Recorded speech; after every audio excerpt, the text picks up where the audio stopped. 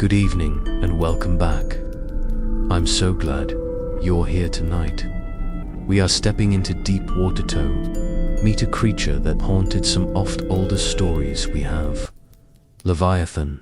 If you have never heard of Leviathan, the name comes to us from the Hebrew Bible, where it appears in books like Psalms and Isaiah as a vast sea creature that embodies chaos. It hassled her roots in Near Eastern myth, Relatato, the Canaanite serpent, Lotan and comparable to the great dragon Tiamat of Mesopotamia. In these traditions, Leviathan is not a natural animal you could net and weigh. It is a symbol of the untamed sea, a force that God subdued to make an orderly world.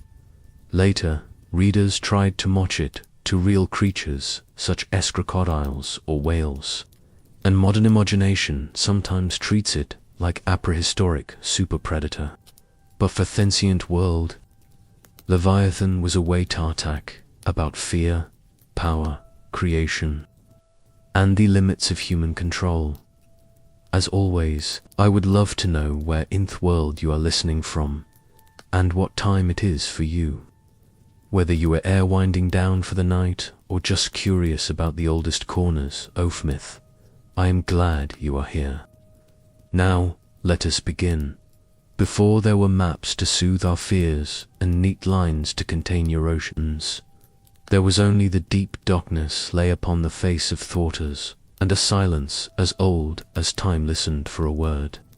When the word came, it was not a shout, but an act of elegant will. Light, sky, and sea took their places. Creatures swarmed. Among them was one that cared nothing for earthly categories. Later generations would give it a name that coils upon Thetong as it coils in the sea. Leviathan, Leviathan, the twisted one. The Book of Beginnings tells us that God made the great sea creatures. It does not pause to measure them or to itemize their species. Scripture is confident enough to declare wonder and move on. Yet the teachers of Israel, who were old friends of one, they said that in the first days there were two Leviathans, apparent the primeval waters, the Holy One, who makes worlds and understands their tolerances better than any engineer, foresaw that if such creatures multiplied, the balance of creation will tip into ruin. So the female was lain unsalted, her flesh preserved for a banquet at the end of the age. A feast not of gluttony, but of victory. One terror itself will be carved and shared among the faithful. One Leviathan remnant, singular as a mountain and Nofrian to scales or nets.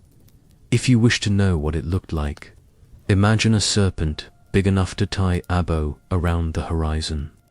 Where other creatures had skins, this one had armor. Its scales fit together so closely that even a whisper could not slip between them. When it turned, the sea turned it with it. Currents curled from its passage like the hems of a great robe. Its eyes were twin dawns buried in deep, and their pale fire could be glimpsed by sailors who had the misfortune to sail too far and the fortune to survive and tell of it. Thesia has many tempers, and some of them belong to weather. But the ancient world knew in its bones that certain tempests shed a heart, and that heart beat in the breast of Leviathan. Do not mistake it for a rival to God. This is not the tale of two equal powers wrestling for a throne. Leviathan is a its scale and savagery do not make it divine. They make it useful, a living parable with teeth. It is creation at its most untamable. Thepper to the world that refuses to sit still for a portrait. The wave thatcherizes when you have just told yourself that the sea is calm. By making Leviathan, God set into the world a truth that men often forget. That order is chosen and maintained, and that chaos not an error but a presence. Under command, its name tells us something of its nature. Leviathan twists, it winds, it folds in upon itself like rope on a capstan, or like a storm scene from the height of heaven. In that turning there is beauty and there is menace, for Thesperal is pattern and threat both at once. The poets in Israel spoke of the deep with another name, Teham, Thibius that yawns beneath the planks of fevery ship and the hopes of every harbour. Leviathan belongs to Teham as alien belongs to its plain. It is at home there, and the waters, which love to be wild, love Leviathan as one of their own. Some of the elders said it fed as knew the creature fed. Whales, which for you sere, already the measure of enormity, were for it a midday snack. At its breath the surface foamed and grew hot, and the fish that swam too near were poached by a furnace they could not see. This was not said to terrify children, it was said to instruct adults. A world filled with predictable domestic beasts would be a comforting place and a The presence of Leviathan makes the Aeaeans honest. To cross them is to admit it. Bravery is not an absence of fear but a decision in the presence of it. The theologians among the storytellers enjoyed a further point. If there exists a creature that man cannot hunt, Canatharnus cannot even look upon without his knees, warning him to flee, then power has a different address than we imagine. Authority does not reside in the harpoon, nor in the nerve to throw it. Authority resides in the one wothed Leviathan into being and set bounds to its realm. The existence of Sak, a beast, is not a flaw in the code of creation. It is a feature, a reminder written in the ink of Sultan Storm that human mastery is local and that a wise, a proper human posture. So we leave Leviathan for a moment as it was in the beginning, newborn and terrible, turning in the black cradle of the sea. Above it the sky is clear, and the first birds are learning the trick of air. And somewhere on the empty shore, the first wave with Drossend leaves its shining signature on untouched sand. The world has been made. Within it swims a secret that the age will try to name. Leviathan waits, not sleeping, for a story that is older than a story and younger than hope. In the beginning, the sea had no. It surged where it liked, voiced itself without being asked, and sloshed against the edges of the worldus, if the tablecloth of creation were unnapkin to be stained and wrung. Into this rehearsal of uproar came a summons older than storms. The Maker spoke, and borders awoke. Light found its line. Dry land cleared its throat and rose. Thesia, however, kept the memory of chaos like salt in its blood, and in Thatsaline memory, a singular creature turned in slow authority. Leviathan was not a rumor, it was a fact. It was the fact that water could still become a wall, that darkness could still learn to breathe fire, that the deep could still have a will of its own. The first confrontation was not a duel between equals.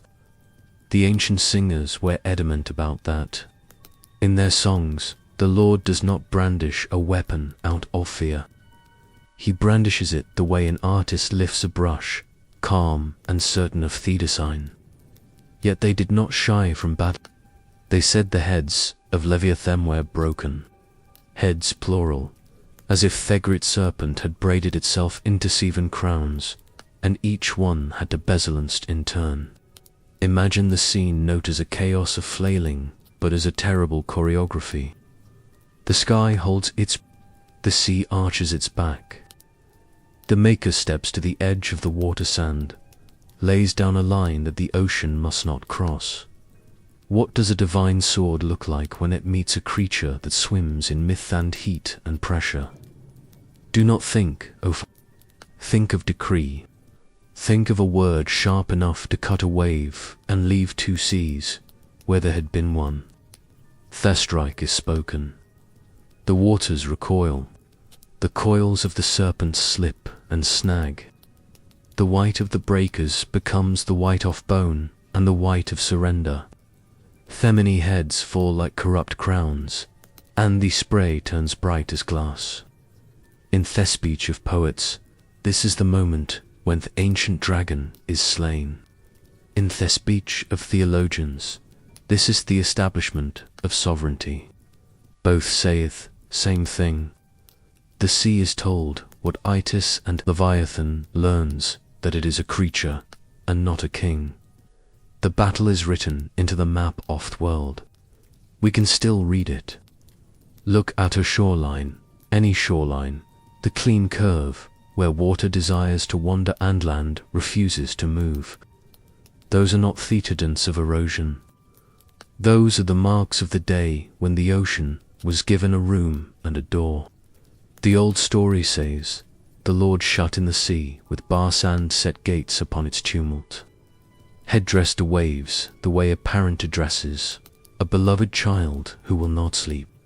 Here your proud waves shall stop. The thunder subsides, not because thunder is tired, but because it has been given a bedtime. No spear of man is thrown in this fight. The texts take pleasure in reminding you that hooks and cords and ropes are playthings beside the hide of Leviathan. Nothing in the arsenal of hunters can make this beast perform tricks. When the Creator speaks, that is another matter. There is a fish's parable hidden in Prehistoric. Can you draw out Leviathan with a line? You cannot. But the one who made its gills can, if the Lord pleases.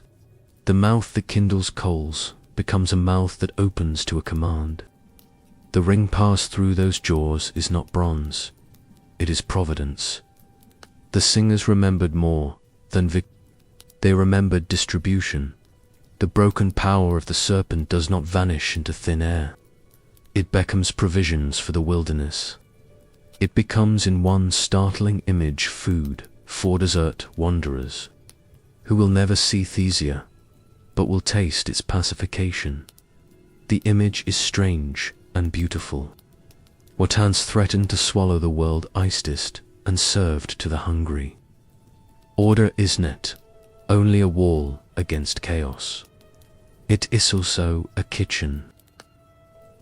Do not let the pageantry distract you from the theology concealed under its. In the Hebrew telling, there is no contest among gods. There is the Maker who is not a character in a and there is creation which arrives in chorus. Leviathan is part of the chorus. It has a magnificent solo. It may take the low rumbling line that frightens the audience. Yet it swells where it is told to swell, and it resolves when the conductor lowers a hand. The old poets wanted you to feel. They wanted you to feel the awethet comes from seeing a thing too big for your net being turned by a thought too quiet for your ears. It helps to understand that the deep in thy stories is not just a basin of salt. It is a personality. The deep loves to be wild. When the Maker calls it good, he does not mean tame. He means fitted to up. The first battle is theft. The sea is dressed for its. The serpent is reminded of its place. The sky looks on, cool and high. Land steadies itself for gardens and graves. The stars that will later guide sailors spin in their first astonishment. Now see the aftermath, which is sometimes more instructive than Thivon. The beast is not simply an ape. One Leviathan remains. Text is firm about that. The world, doesn't it, need the return of primeval fury in a breeding multitude, but it does acquire a single specimen to haunt its. So, the serpent is bound to Thebe. Bound does not mean chained in you. It means allowed and limited. It means a territory is marked with divinacock, and the monster is told that if it touches the line, there will be In this way, the ocean continues to be itself. It can still terrify. It can still astonish. It can still swallow ships and men who mistake bravado for wisdom. But it cannot unmake what was made. It cannot rise above its permit. There is a further quiet glory in Theban. By setting a limit to the deep, God gives freedom to everything that is not the deep. Shores can have villagers. Rivers can find their mouths without being eaten alive. Children can collect. Fishermen can risk and return. The history of ordinary courage begins the moment Leviathan is sent back to its room. We often honor the gods of storm and mountain and sky in the abstract. Hebrew poets honor God also for the existence of harbors. Scholars like to remark that around Israel told stories of Adragan beaten by a champion of Theovan. The Hebrews kept the drama and stripped it of rivalry. This is not a change for mere tidiness. It is the central affirmation. If there were to equal powers, the world would a field of permanent stalemate. With one sovereign, the world is a place that can be loved. Leviathan becomes nota cosmic accident, not a shadow government hissing from the brine butane instrument. A dangerous instrument, yes, like fire or lightning, but an instrument nonetheless. The battle is not an episode that embarrassed the Aveni court. It is part of the architecture. Picture the last image of that day. The water lies back upon itself, defeated and content. The serpent sinks, furious and listening. It curls in its chosen trench, a kilometer below daylight, coiling and uncoiling in slow dreams, off crowns that have been broken. Above Menwo do not yet exist. Will one day sail and swear and sing. They will tell each other about lights that move beneath the surface and about a sudden heat. Foam shiver like breath on glass. They will not be wrong. The memory of the first battle ripples through every. It is why the shore knows where to stop, and why our fear of the deep has dignity of religion rather than thepanic of superstition. We fear a thing that once had to be taught its place by the only one who could teach it. So the first battle is not an ended dulgand. It is a present tense. Every boundary you can draw with your finger in a tide pulu. Every harbor that holds when the storm pushes at thegity.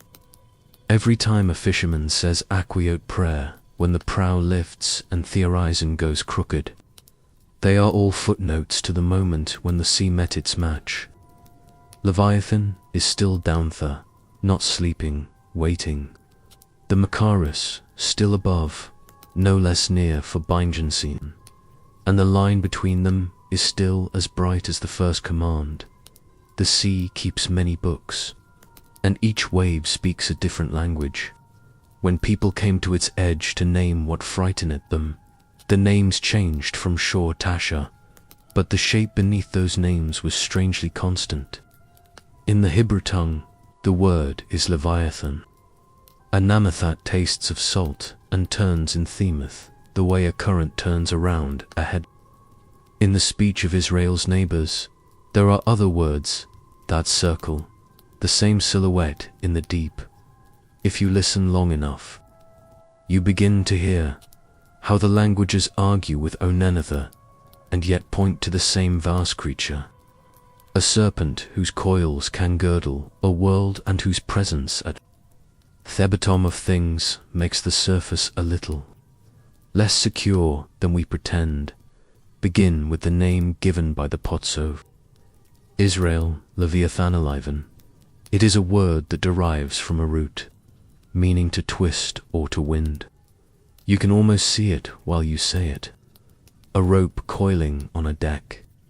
A storm seen from the height of heaven. A dragon binding itself into a not only townfall like a banner across these. In the Psalms, the name is not a casual ornament. It carries weight. One singer remembers a primordial victory and declares that the clawed Brakith, heads of Leviathan, and gave the broken thing as food for those wounded far from the sea.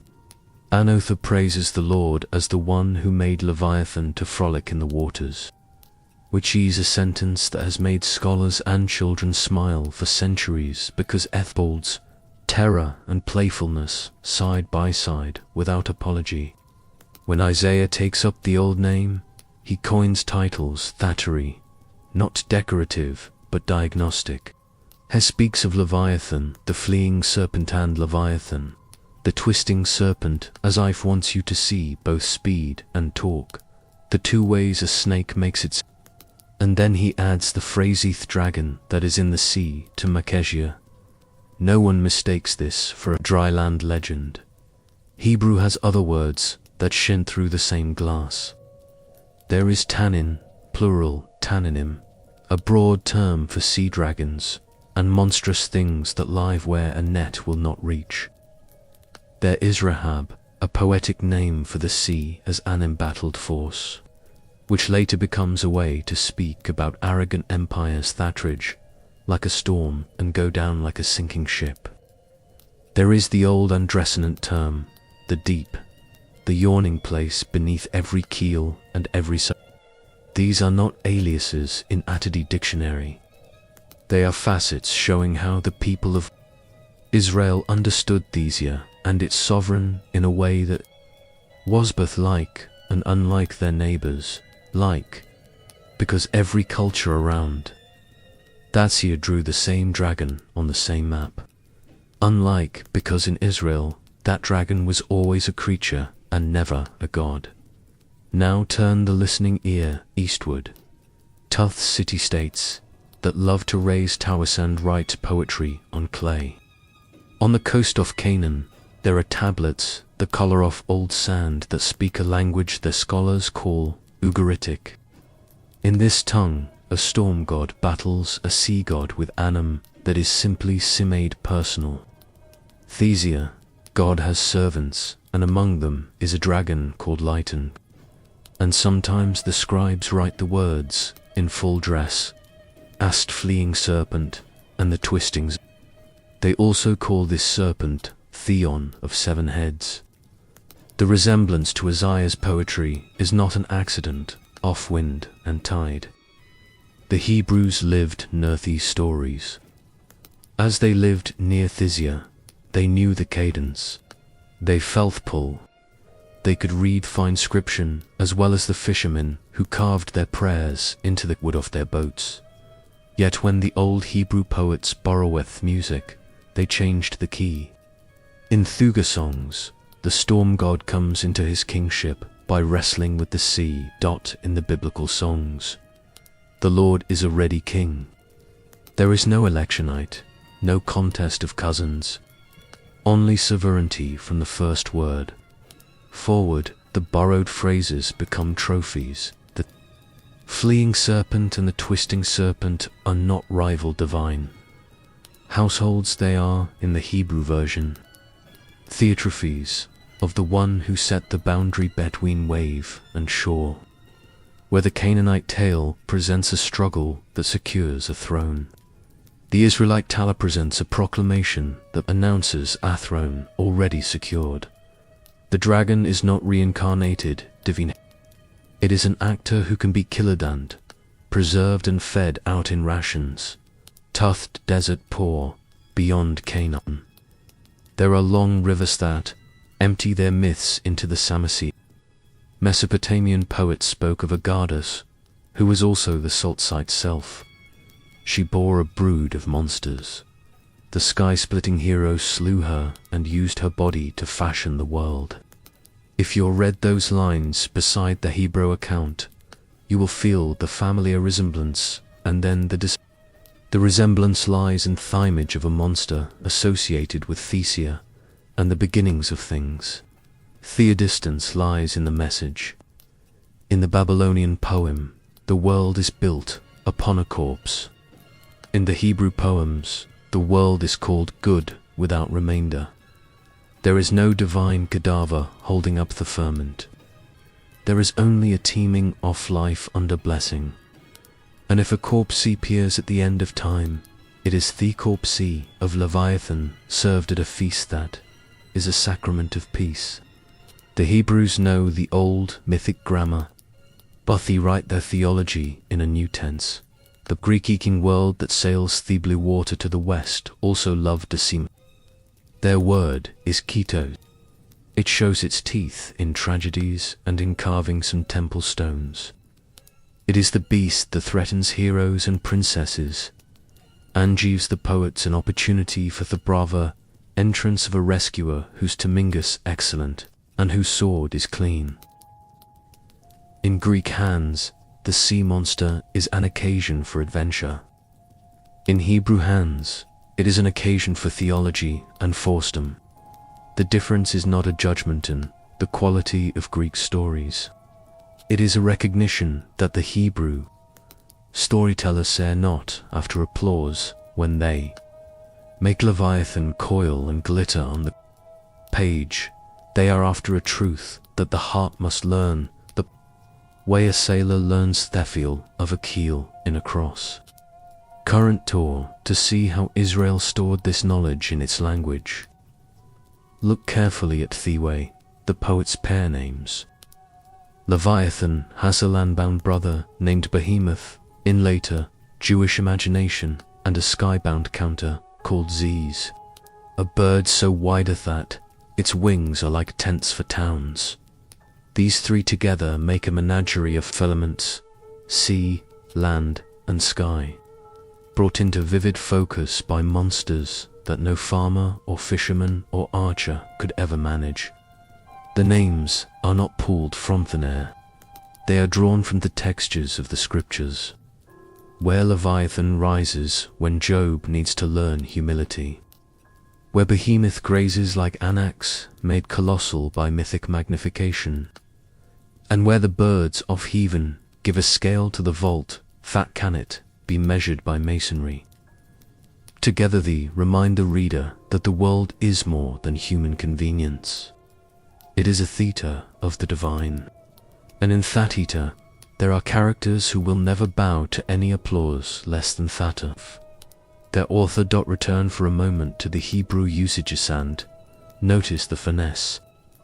When the book of Job puts Leviathan into its storm-lit courtroom, it allows the beast to breathe fire and to put a shine like morning on the eyes that glow beneath waves. It describes the scales as if they were welded plates on a chariot, Opharon, locked so tightly that even air is fused. The point is not to draw a bestie with measurements and weights. The point is to say to a suffering man that there are in this world that his courage cannot master and his arguments cannot measure, and that the one who made such a thing is therefore beyond cross-examination. When the Psalms remember a crushing of many heads, they are not doing biology, they are translating fear and memory and gratitude into images that a singer can carry up the steps of the sanctuary. Among the sages of later centuries, the names multiplied and clarified. Thuribus spoke with relish of two Leviathans in the beginning, a male and a female, and of the decision of the Holy One to slay the female, so that Thewald should not be torn by a brood of monsters larger than the seas that birthed them. They spoke of the preservation of that flesh as a promissiof, a banquet in the world to come. Therichus gathered under a canopy Madafram the shining skin of what once terrified them.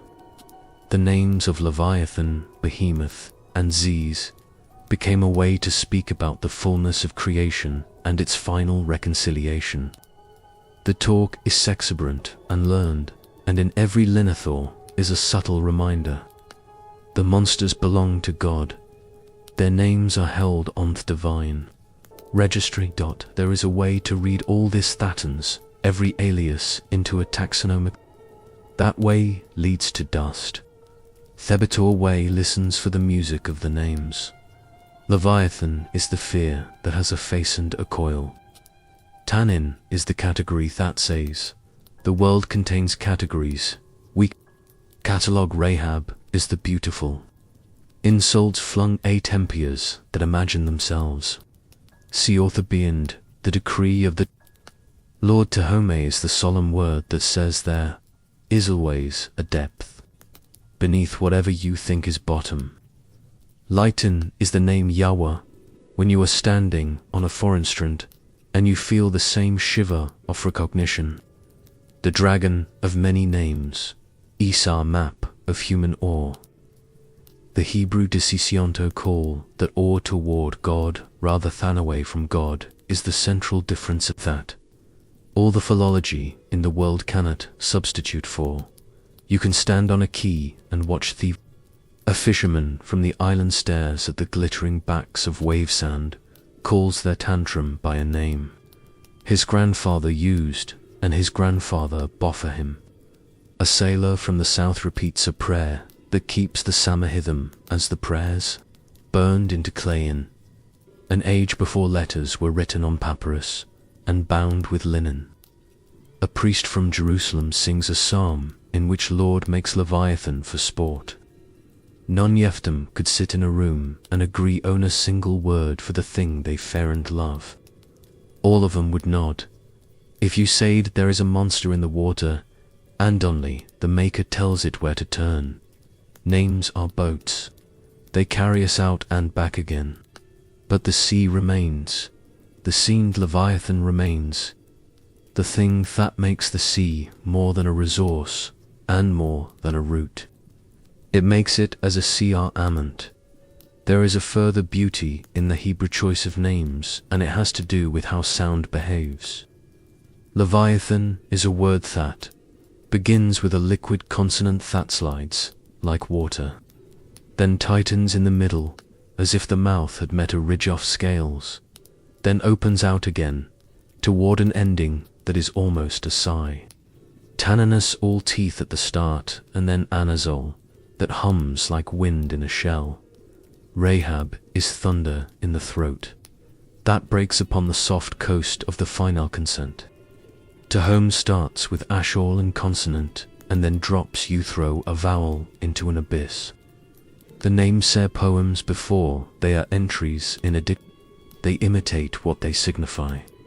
They are the beginning of wisdom in the shape of a sound.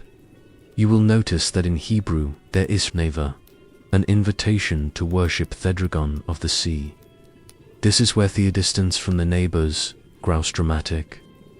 In the Greek tales, a hero might flatter a sea god or bribe a monster with a sacrifice. In the Babylonian tale, the sea is divine and maternal and must be slain to make a world. In the Hebrew tales, they're icingly the Lord and the creatures. The sea's not mother. The sea is not father.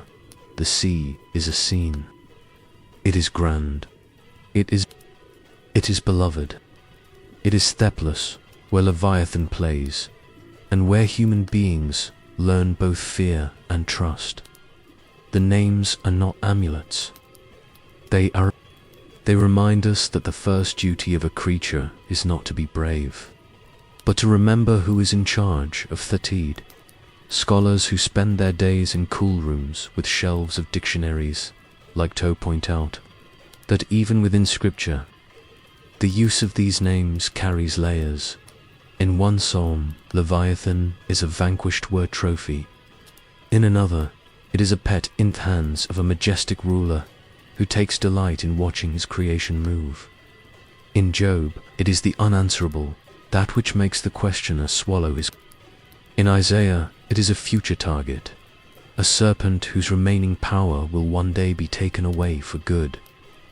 Thedragon of many names is also a dragon of many roles. None of those roles grant its significance, which is altogether different. Significance is the honor a creature when its existence points beyond itself. If you sail farther around the and into the harbors where'th Latin language builds its columns. You will find the word Leviathan traveling like a lone word that refusetto pay its ticket. It enters sermons. It enters poems. It becomes a symbol for any force too large for a city to manage in its own. It becomes a way to speak about the weight of empire and the breadth of the sea and the scale of guilt that can drown a man who tries to carry it alone. When later ages take Theward and apply it to a ship the size of a town or a political system as vast as a continent, they are not insulting the old dragon. They are admitting that Thiname still does what it did at the beginning. It makes us remember that some things are too great for a hand to hold, and that the right response is a rejoin to responsibility. But the heart of our chapter is still the Hebrew Bible, and within that book, many names serve a single end. They gather the fears and stories of generations and present them to the Lord. This is the liturgical genius of Israel, where another people might build a shrine to appease a serpent.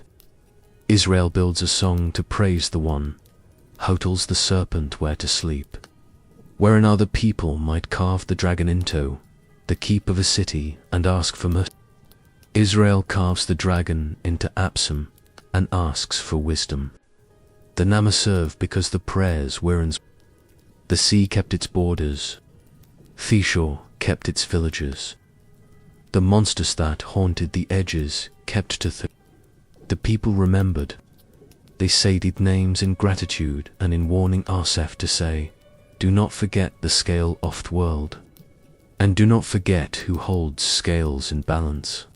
To finish, imagine a table of names. Ledupan, a chart of the sea.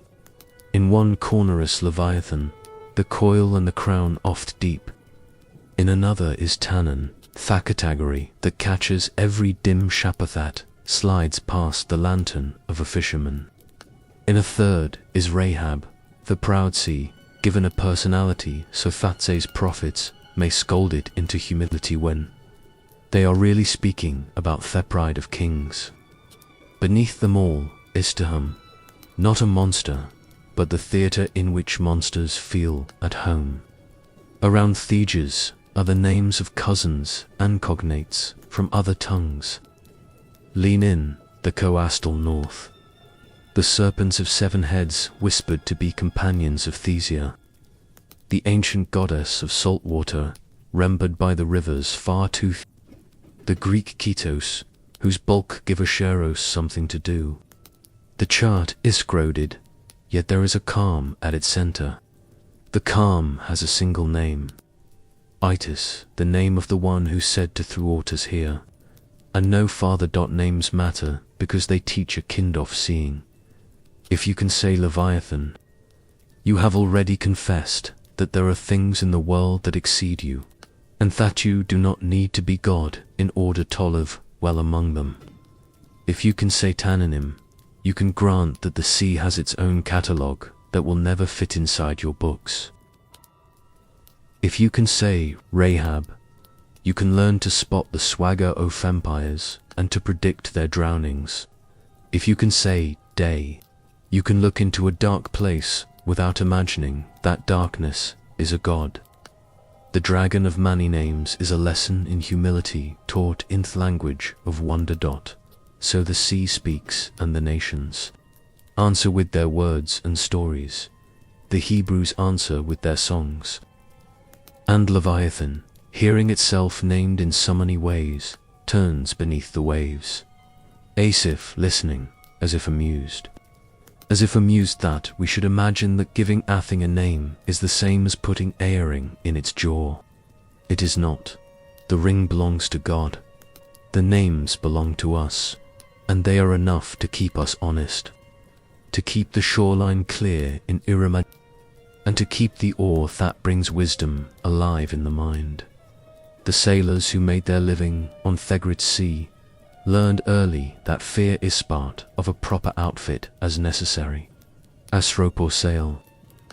They nodded to the sun when It rose because daylight was a contract, and contracts are comforting. But the real terms of their labor were set below, when the swell changed mood without warning. When the water lifted in a long, thoughtful heave that had nothing to do with wind. When a keel shuddered, as if something had taken two fingers and considered snapping it.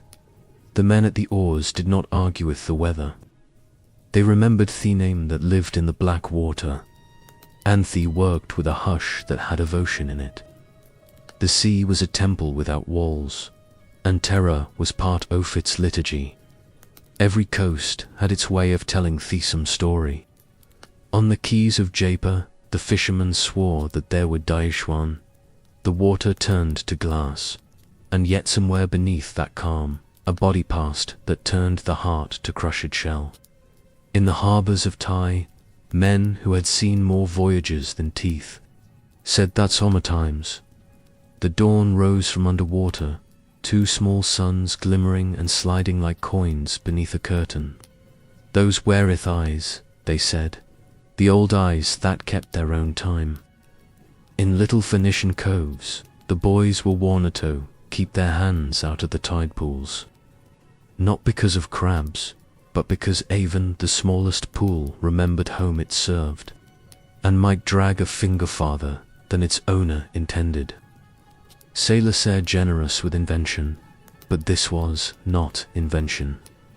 It was the habit of speaking carefully when one knows the tone is being overheard by an element that can swallow a city and cough on seafterward. Hebrew storytellers did not keep the Leviathan in libraries alone. They allowed it to walk the docks, as rumourand travel with caravans as a proverb. They said that in the age when wise men traded proverbs, a crew chanced upon a fish so long that the horizon could not be found without stepping back. The creature announced itself as a minor thing, the poor relation of the deep, and added with bleak courtesy that it was kept alive, only to serve as a morsel for Leviathan. The sailors were grateful to be in the presence of modesty, and rowed away as quickly as gratitude allowed. You can hear Thaluta in the telling, a dark laugh that keeps a hand on a blessed amulet tucked into a shirt. Another tale, told in the market streets, explains why Thesia sometimes steams on windless days. Leviathan is eating.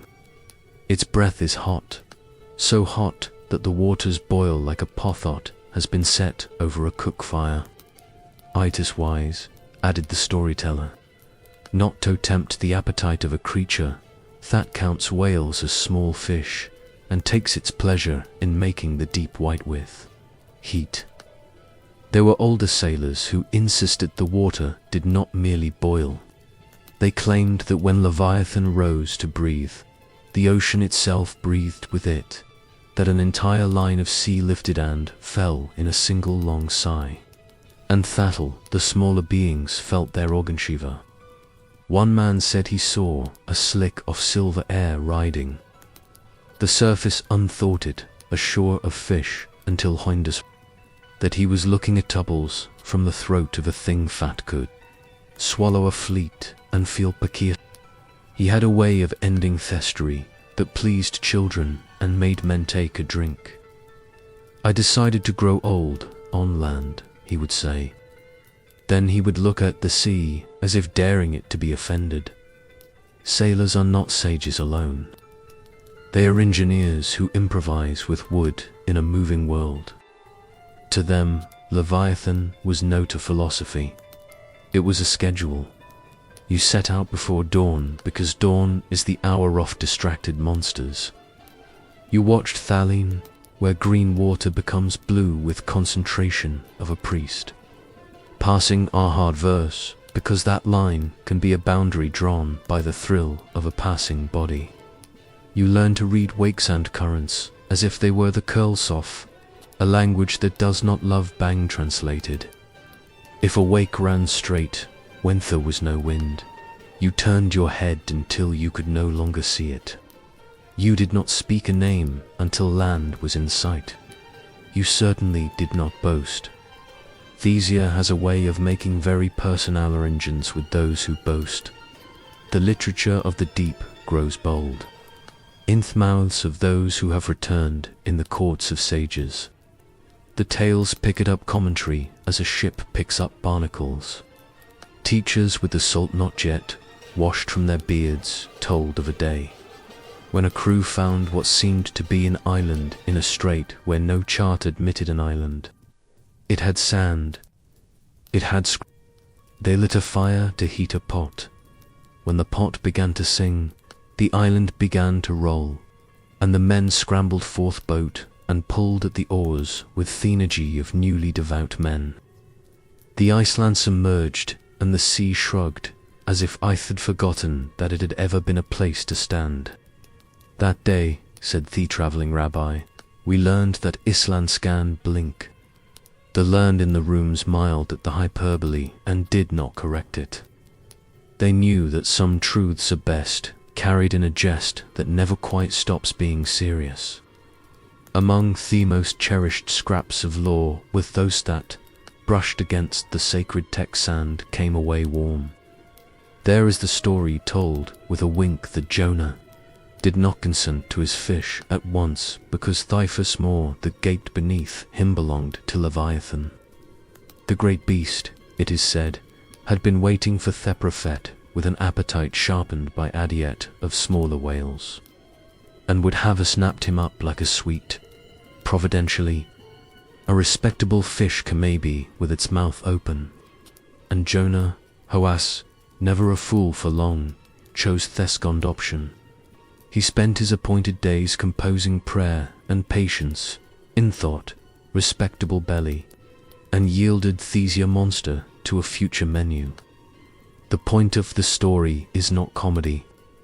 It is the conviction that destiny has better teeth in terror. Sailors learn to love lights. They count, they catalogue their colors. They recite their rhythms as a monk They are quiet about other. There are nights when the sea writes its own stars. When the water shines at the touch of an oar, an oscul of fish becomes a constellation in motion. There are darker nights far from any shore when a brightness appears within the sea. For no reason a man can In those moments, a tale wakes up in the mind. These are the eyes again, the old eyes that see without needing the Sunday. The Book of Job once said that the sneezings of Leviathan flash forth light, and that sparks leap from its mouth, and that when it moves, the deep looks like a pot, and the water render it is beaten white. A workman with a coil of rope around his shoulder does not expound such poetry. He stares in teeth shining, and he thinks about Thephrins he would like to see again, and keeps his notions to himself. Ports breed practical religion. In Thetaverns at Ashkelon, a rough psalm was sung as men banged their cups on. It asked mercy for those who go down to the sea in ships and do business in great waters.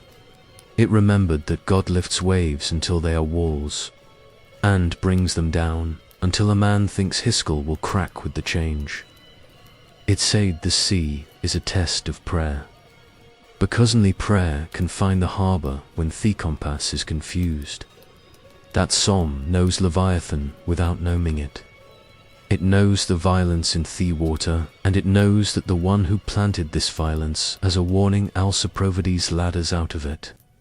The men who chanted it were not saints, but they understood that an hour on the open water is an education in obedience and in gratitude.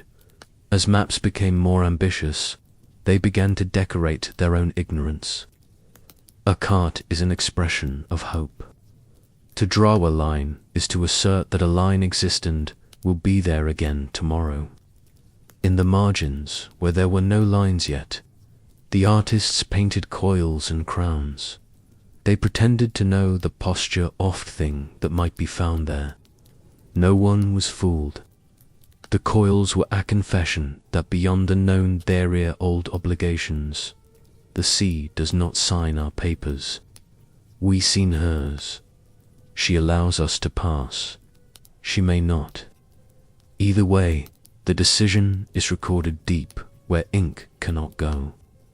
Dectographers, for all their cleverness, went on drawing teeth at the edges. And these sailors, who used their charts, did not object. They had seen wakes that insisted on keeping their secrets.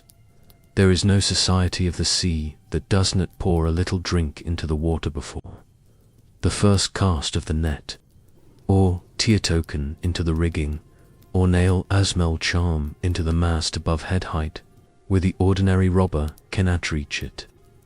The Hebrews were told by their law to avoid charms, and yet they brought phylacteries to the docks and the words of a blessing to their bodies, so that the body would remember the words when the mind was busy with serious business of staying alive. They did not think this a contradiction. They thought it wisdom. One may keep the first commandment and still admit that the heart is steadier when the fingers are busy with a custom that says, "You have not forgotten the vocabulary of." Fear has a way of producing industry. Whole professions arose on stray facts from the mouths of There were men who sold boat names believed to be unappealing to what might be swimming below. There were men who made a living engraving sea serpents and amulets to remind a man that he had remembered to be afraid. In noble house far from the water, there were courtiers who collected tales of an animal fat-breathed smoke and demanded that their bards craft similes with it. The imaginavold, draped in metaphor, it entered sermons and laws. In some courts, their king carried a seal with a fish that had far too many teeth. The message was not subtle. It said, "I am large enough," Tob feared. It said, "I can keep Yusuf from large things if you keep me satisfied." The preachers who heard such flattery did not always argue, but there were sermons that quietly corrected the seal on the heart, they said, should belong to a differentivating. Occasionally, a ship came home peeled to its ribs, as if some huge mouth had taken a taste and decided that planks were disagreeable.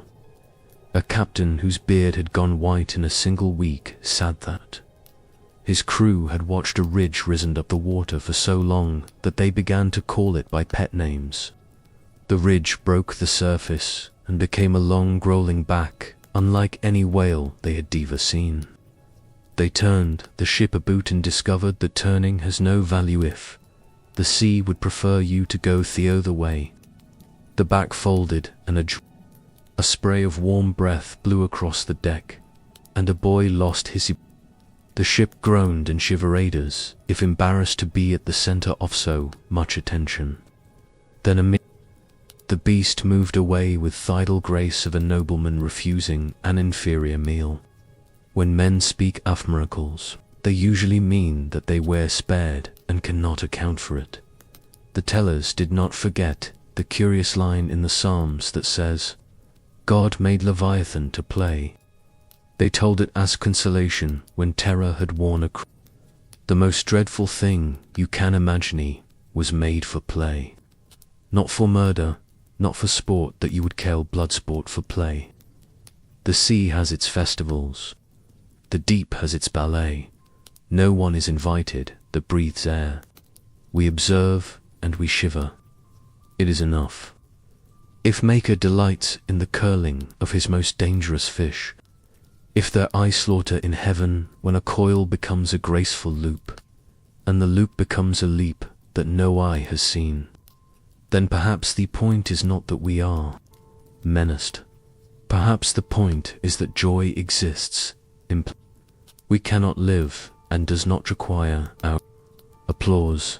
There were ports where men swore they could smell Leviathan before they could see any sign of it. A heavy sweetness would come across the water like pitch warmed in a smithy with strange herbs.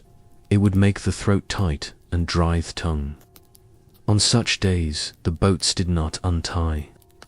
Old women with eyes like chipped slate would Stand at the end oft breakwater, and spit into the water 3 times, and say an old praise that began with the words, "You are not a god," and ended with the words, "And therefore we are not undone." Their sons are embarrassed by their mothers and return to their games. They would learn later that the sea respects old women who speak theology, once or twice in a lifetime. A Velasian, a calm strand, awoke to find a carcasson, the tide line that looked like an argument. It was too big to name and too twisted to measure.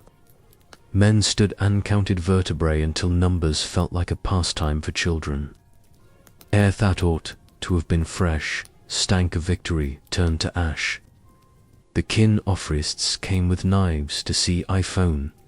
Thing useful could be taken from this gift that wanted to be a curse. A little leal, a few bones that could bear thewit of a roof in a poor house. They said the rest to the fire and prayed a prayer that avoided the name they most wanted to say. These remains were never admitted as evidence. The wise refused to confuse a rumor with a relic. But Theboys, who watched the smoke, said to their grandsons that they had seen wither ponds when the sea coughs. In all of this, terror was never it was the teacher. It taught small things that matter, like how to hold your breath and your tongue at Thesan time, and larger things that save a soul, like how to be brave without buying stuff. It kept hubris from hardening Ginto a habit. The sight of a sudden linear of smooth water moving against the wind taught modesty more directly than any moralist with a podium. The sailor sunders this before the philosophist. When asked why they continued to goot, they answered with honesty. There were mouths to feed. There was the pride of a good catch. There was the fact that the world is no to land, and the human heart groused cramped if it pretends otherwise. And there was also this harder to admit, and yet plainly true. The terror itself was a kind of summons. To live rightly is to acknowledge what can destroy you and set out anyway.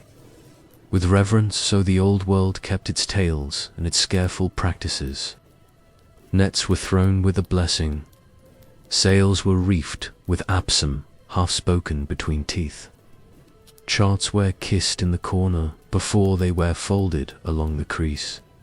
Mothers took the salt crust from a maiden voyaging, put it in a small jar on the mantel, so that when the wind spoke at night, and the house complained in its timbers, there would be a reminder that the family had already agreed to be a family that trusted both providence and prudence. The name of Leviathan walked through those houses like a guest of honor who never climbed the steps. It stayed on the threshold and looked inland, then went back to the sea. The greatest change that terror brought was in the way people prayed. Before Thesia, prayer was request and thanksgiving. After the sea, prayer included oration, not of the thing that frightened them, but of the one who gave that thing its leash. The sailors learned the difference between pleading and praise. They learned that to praise your sovereign who enjoys the vital coilsif, a dangerous fish, is to admit that Thewald can be both perilous and good without contradiction. They came home and taught their children to say a simple sentence before sleep. The sea, God is larger. The child slept. The parents sat awake and listened. Tooth. Last slow wash of water on stone sand felt that sentence widen the heart.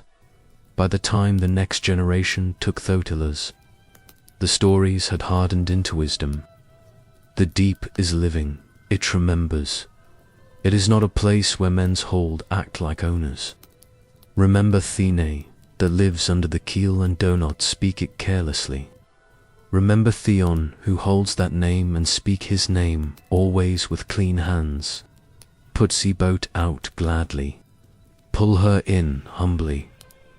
When the eyes shine under the water, Do not lean too far over the rail in the hope of a better view. You are small. This is not an insult. It is the beginning of safety. If the wave grows a sudden ridge and runs without wind, turn your face from it as one turns from the inner room of a temple, unless invited, and still. With all this caution and all this awe, the stories did not end in despair. They ended in a vision that belongs to the same mouth that once whispered the first boundary. There will be a day, the prophet said, when Thelong terror will be brought to heel, and the old coils will lie slack at last. Until then, the sea keeps its manners echoes. It was taught them once at Thebes, and it remembers the lesson. Leviathan still swims. The sailors, the harbors still fill at evening with boats that come home creaking with fish and with gratitude. The terror abides as a kind of sacrament, a reminder that we live by permission, and that permission is a mercy renewed with every dawn. When the speech from the whirlwind turns to Leviathan, it is as if the sea itself has entered the courtroom and laid its buck upon the floor. The voice that addresses Job does not flatter human craft. It asks questions that turn every rope into twine and every spear into atol. Can you draw out Leviathan with a hook? Can you press down its tongue with a cord? Will it make many pleas to you? Will it speak soft words? Will you put a leash on it for your girls to lead about? The questions arrive like waves, and each one leaves the decks of human pride, slick and dangerous underfoot. The book of Job, that strange mystery of patience and lingers over Leviathan the way a fire lingers over seasoned wood. The inscription is not a few swift strokes. It is patient and merciless. Considereth first feature, it praises the mouth. The door of its face is a gate that no hand can lift. Terrible teeth are set in ranks, and the opening of that mouth eyes now to unman the steady. Its jaws area shrine to force inside. A pressure like the weight of the sea compress darkness until it can be exhaled. The poet says its sneezings flash forth light, and from its mouth go burning torches. Smoke issues from its nostrils as from a boiling pot. The breath of the creature kindles coals. This is no crocodile weaving quietly long a reed bed. This is a furnace wedded to a mind, a moving engine of heat in an element that laughs at flame. Armor is the next matter. Where other animals have skins, Leviathan has policy. Rows of scales are locked so tightly that even air is refused. Each plate is a door with no seam. Each seam is a vow. The shield does not admit the idea of a gap. The poet counts these plates like a smith, admiring a wall of bronze, and then declares that the volley is so complete that no arrow can find an angle, no spear can find a fault. Iron is regarded as straw. Bronze is rotten. Arrows turn to reed stalks in mid-flight. Stones thrown from Slingsby come the kind of thing a boy tosses sacras, a pond for play. You are meant to remember the proud inventory of weapons that kings carried into battle and then experience the delicious humiliation of that memory. None of it matters here. The sea monster has rendered the armor irrelevant. There is also talk of the neck, and this too is a sermon. Strength lodges in Thaculum. Terror dances before it. The folds of its flesh are joined together as if stitched by a craftsman who understood pressure and had no interest in delicacy. Its heart is cast like stone, firm as a lower millstone. Courage is a virtue, it implies, but in the presence of this creature, courage beckons a miscalculation when it rises. The mighty are afraid. When it heaves, wave and warrior Losathia agreement with gravity. Men wow at lists of triumphs and victories, feel the ink run on their tablets, and watch their hands shake. This is no exaggeration. It is instruction. It is the reminder that existence contains a force that can turn the spine of a Toronto thread. The poet loves the water, under the beast as much as the beast. Above the water, under its belly, are sharp fragments, fat cut like pottery shards, and wherever it leaves behind a signature. The deep that had looked black becomes white with churn. The wake shines, so that one might think the abyss itself had groundled and taken on the color of hair. The image is tender and terrible at once. The deep is ancient, yet this passing makes it look older still. The world puts on a grey sheen in the path of every sailor who has watched a clear lane of churned water stretch away into blue understands that the poem is not indulging in fantasy for its own sake. It is transcribing a thing that can be felt in the knees when a deck rises and refuses to come down. Weapons are invited to the page one buy-in for the pleasure of their dismissal. The sword touches and has no effect. Thespia introduces itself and is ignored. The dart attempts to define the Siniand is uninvited. The javelin shakes in the hand of the thrower, and the shaking is the most action it will see. Even their tools of close work are mocked. A hook cannot find purchase in a jaw that snaps like the hinge of a gate designed by a god. A ring cannot be forced into a nose that breathes mist hotter than a springing and earthquake country. You cannot stitch a rope through the tongue of a creature whose tongue is an anvil. The poet toys with these images and then drops them like shells emptied of sound. You are left with a single conclusion: human.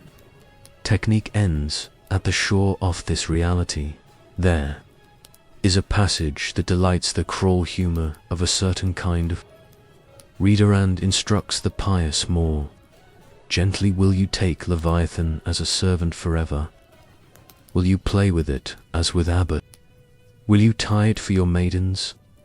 The line conjures an absurd domestic scene, a royal courtyard, a length of freedom, a giggling procession of girls leading, a creature whose breath can boil a cove. The image has a sting. If you cannot turn the most terrible body in creation into an ornament for an afternoon, then perhaps you shoulders the way you imagine your reach. Pride wears silk and rings. Pride adores pets. The king over all the children off-ride will not wear your ribbon. We are told also what happens to communities when this creature stirs. The mighty cry out. The guards at thralls forget their posts and look see. The stone hearts of professionals thump like wet hides hung on a line. Men who have trained their whole lives to stand still when death enters the room. Findy have stepped backward without a siding. Panic is not mentioned as a moral failing. It is described as a physical fact. The breath of Leviathanus, not only hot enough to taste, it is also heavy enough to move entire towns off lungs. There is a strange courtesy in the poet refuses to pretend that this is a fight worth staging. Not because the fight would be short, though it would, but because calling it a fight will be to pay a compliment to human strength it has not earned. The text tells us that hope of capturing it is, and even the sight of it is now, to lay the strongest low. Through hope here is not the tender hope of a child. It is the expectation of a hunter or an engineer. That expectation is dismissed. You do not take this beast. You do not pen it. You do not process it. You do not make of it a trophy to lean against when guests visit. If you draw near, you do so as a student, not as a master. There is one more detail, that the prophets in the role of images, like a coin in a fold of cloth. Leviathan esteems it sees all high things. One oath, it has no equal. It is king over all the children of pride. The final title is not given lightly. Pride is notably the swagger of a soldier or desmooth voice of a courtier. Pride is the deep habit of thinking that everything will answer to us in time. Leviathan Ate, written upon that habit. It is a living monarchy of refusal. It refuseth hook, the rope, the bribe, thelish, the bargain. It refuses to Livian land. It refuses to pretend that power resides where it does not. You can read these lines by lightened. Feel the metaphysics turn under your share. You can take a slower pleasure and think about the world in which Thisbum was first heard. Metal was costly. Rope was precious. Courage was prized in a way that belonged to Economachua. Life and death depended on shoulders and ows. To that world comes a speech that collects every proof of human potency and sets them in a row, then smiles and sweeps them into a sack. The lesson is not that the tools were the lesson is that tools are relical, and that reality has rooms in which your tools are trivial. The comparison to known beasts is a common sport. Some say crocodile and close the book with a satisfied look. As if the Nile had solved the riddle for all peoples. The poem will not stand forth at reduction. It borrows the crocodile as a brush, then paints a figure that will not fit back into that frame.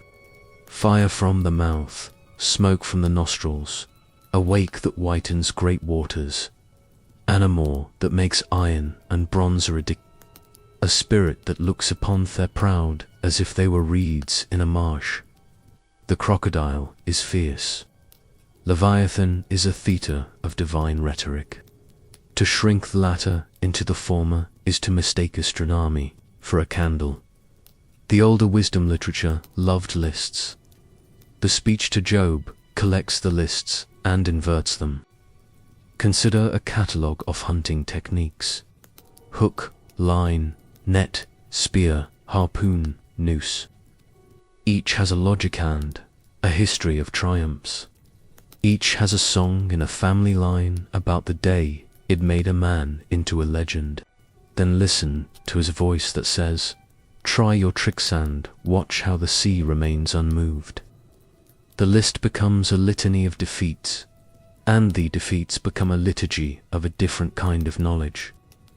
Not that man is worthless, but that man is surrounded by value that resists his categories.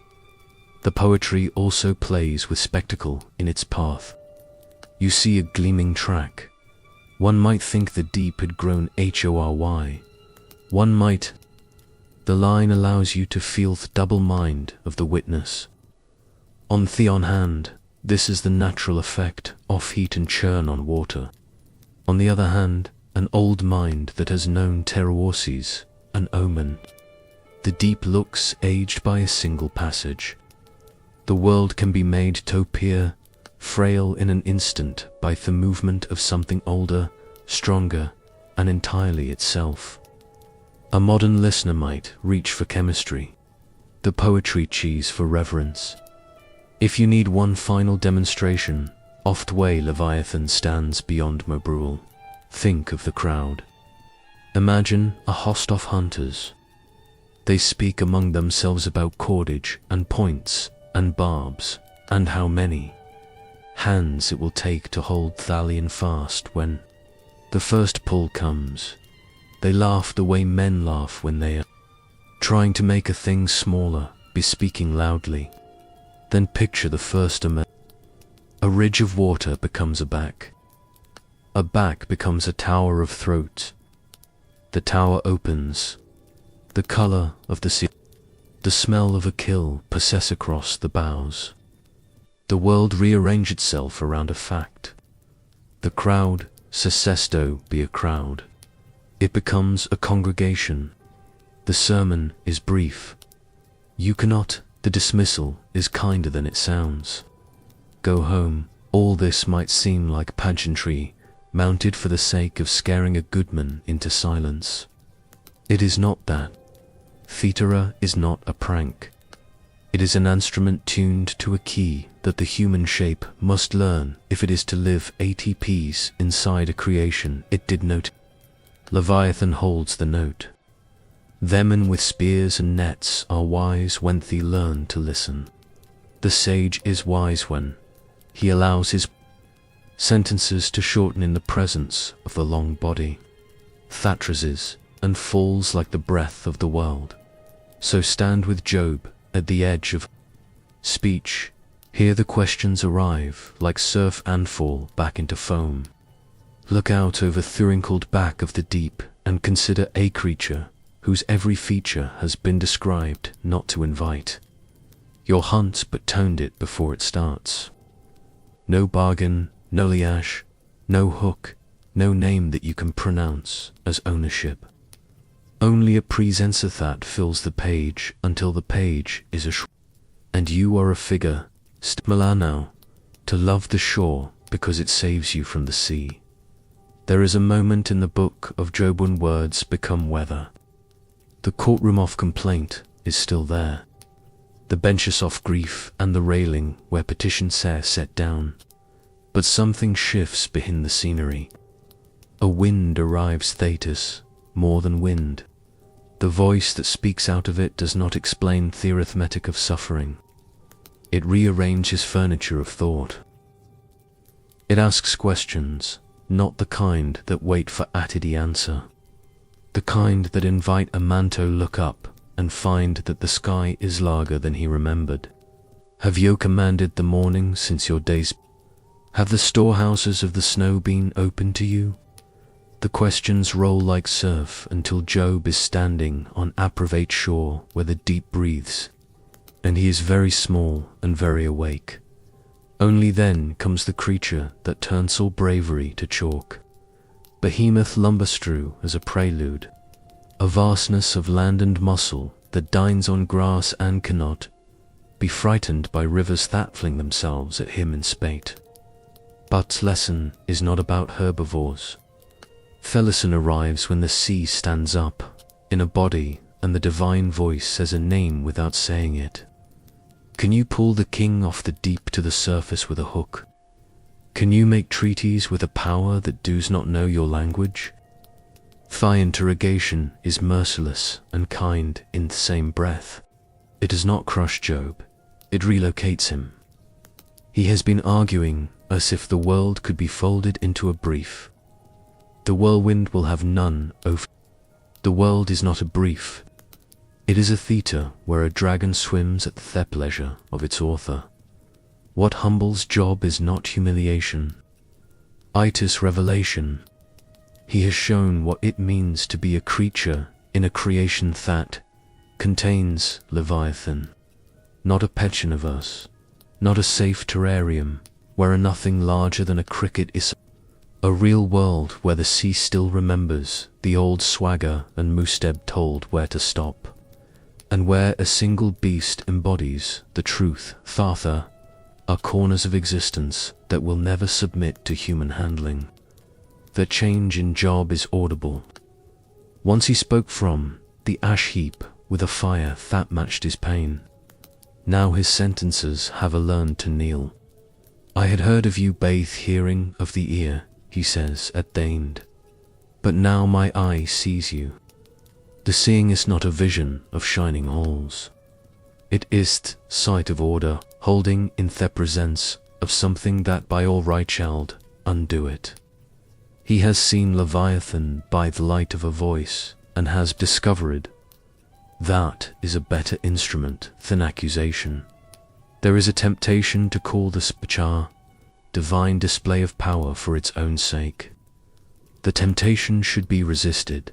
A tyrant would come down in a storm and shout about obedience. The voice from the whirlwind does not shout obedience, it teaches perspective.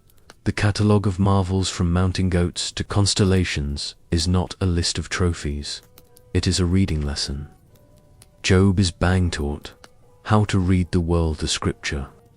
He is being shown that the grammar of creation begins with boundaries and ends with praise.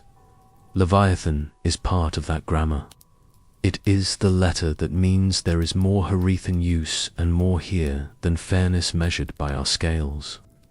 It is the big capital that says God is God and we are not. And that this is very good news when our hearts are broken in this light. The famous description of sea monster is not a natural history. It is a spiritual geometry. The plates of its armor close so tight that tear is banished. Because there must be at least one fact in the world that cannot be pried open with tools. The breath that kindles coals reminds you that even water is not proof against. When God chooses to write paradox into the margins, the wake that turns the abyss to forest is a sign that power leaves a track, and that the tracks of power make time look old and us look honest. The question, will you make it play with a chord as with a bird comedy, but it is holy comedy. The kind that cures vanity by making it laugh at itself. This is not cruelty. It is therapy by grandeur. The humility that follows is not the collapse of a man. It is a restoration. Job has spent long chapters pressing his case with meticulous care. He has demanded an audience and has been given up. He asked for an explanation. He received instead a vision. The vision reorders him. He still grieves. Grief is not an error, but his grief is no longer a verdict rendered against you. It is a sorrow carried within a frame that has proved strong enough to hold Leviathan. If the frame can hold thought, it can hold Job. His repentance is not self-hatred.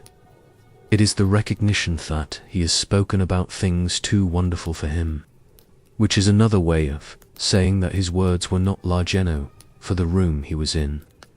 To repent of, that is to grow.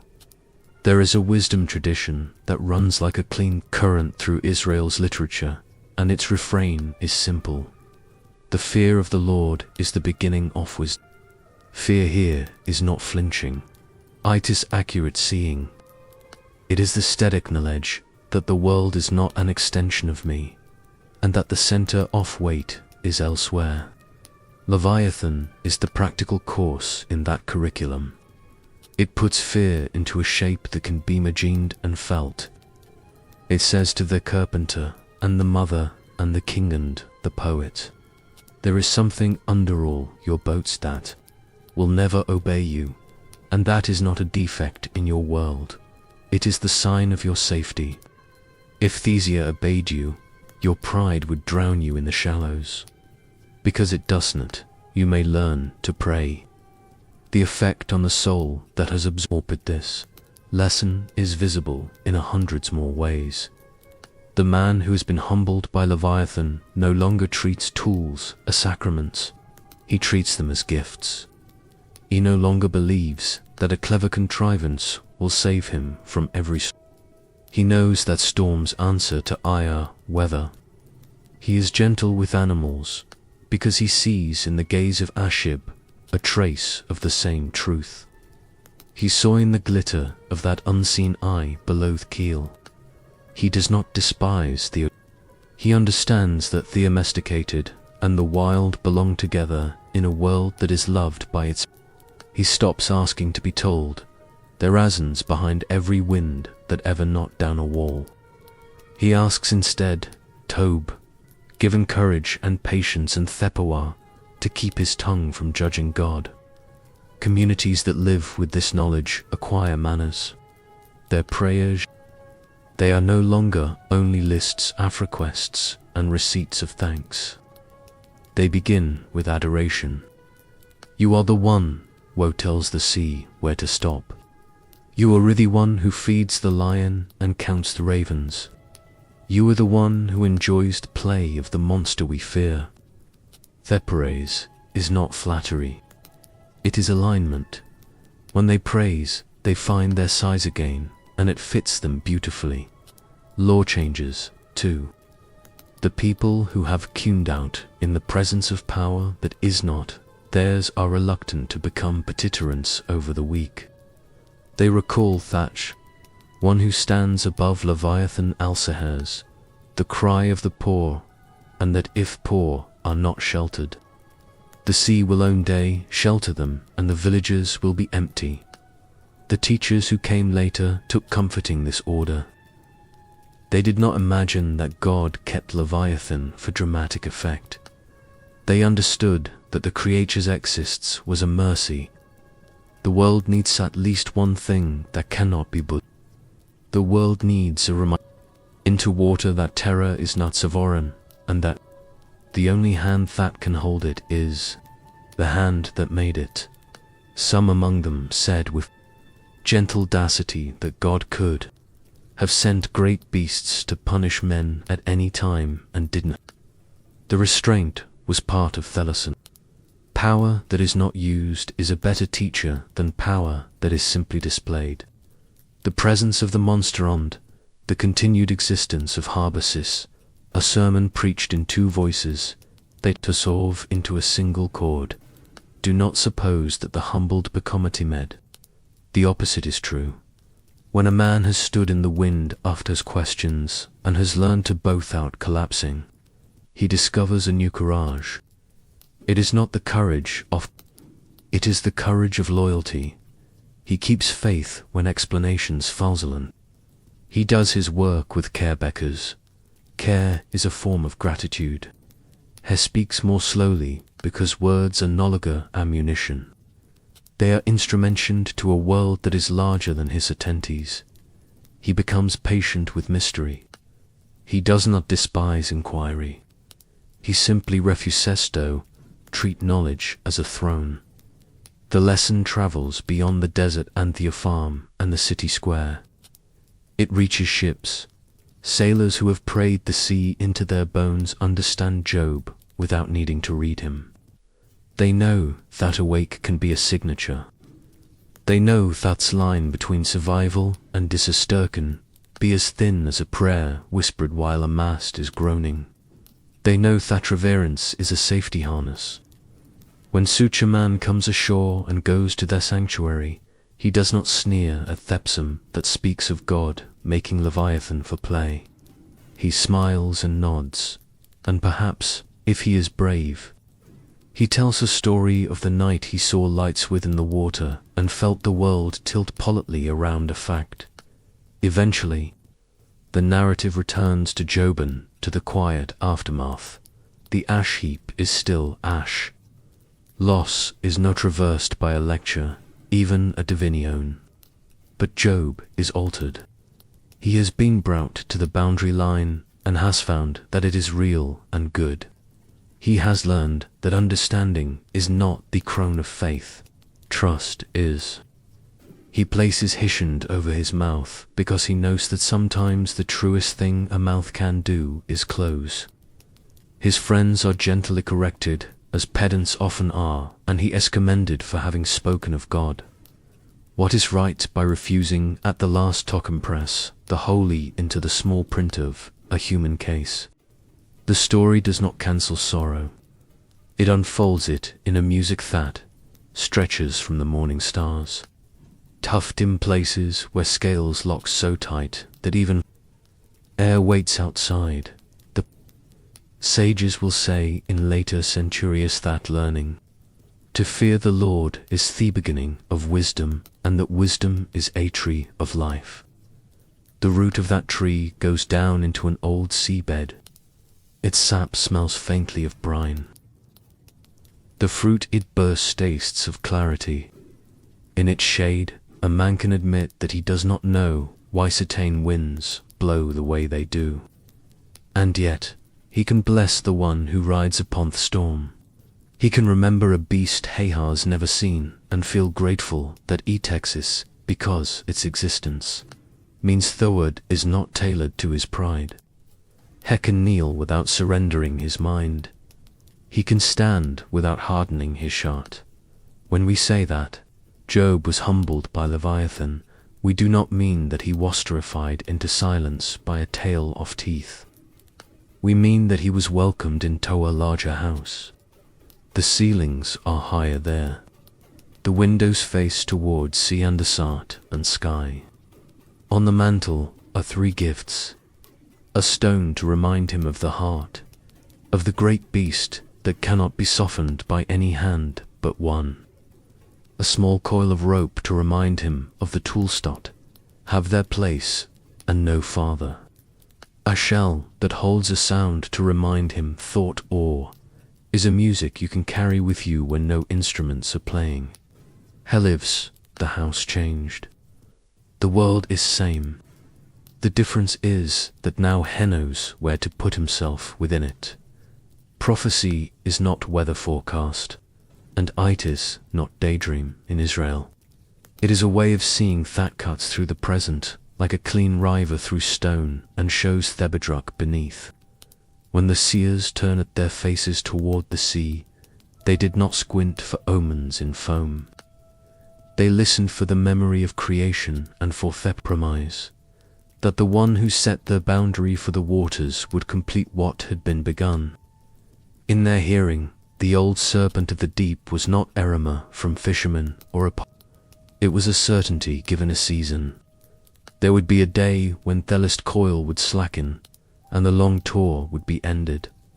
The poets had already kept memory alive. One psalm sings of a victory before Menkpet calendars. A time when the heads of sea dragon were shattered and the carcass was portioned to the wanderer shoe had never smelled salt on their hands. That song is not a museum piece. It is a pledge. If such things were once done, they can be done again, and they can be done finally. Another song watches ships cleave sunlit water.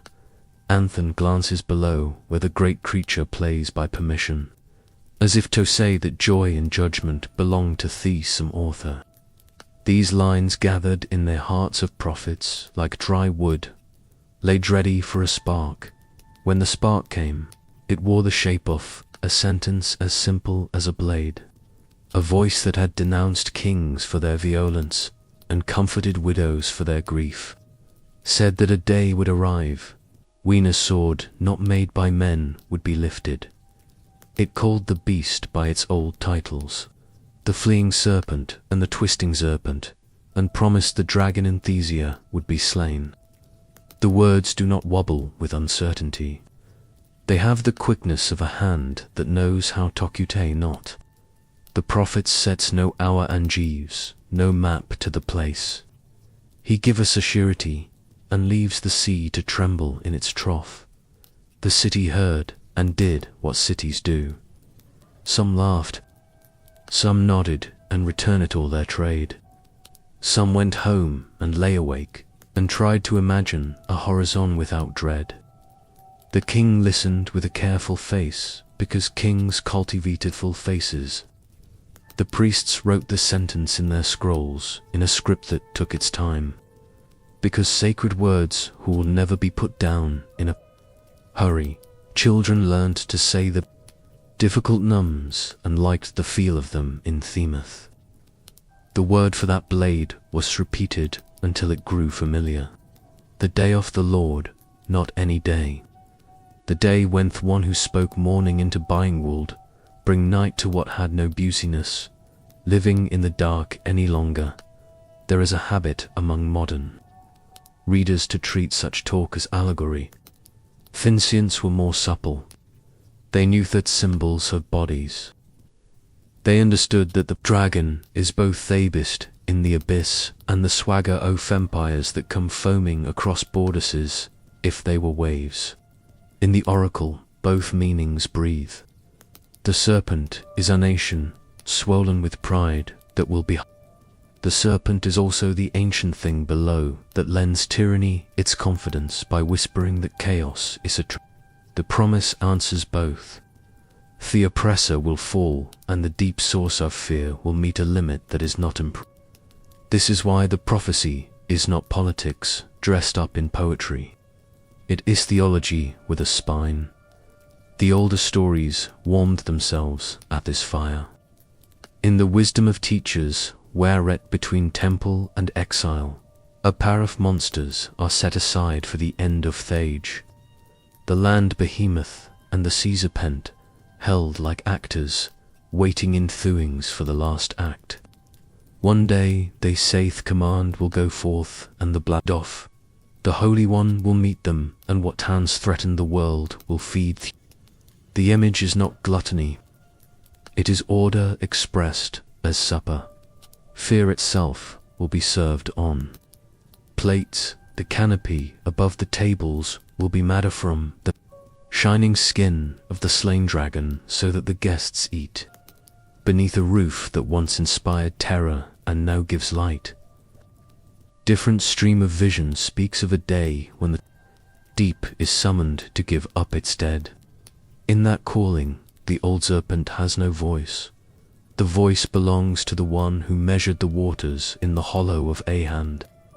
What rose once from the sea as a taunt will sink as a memory.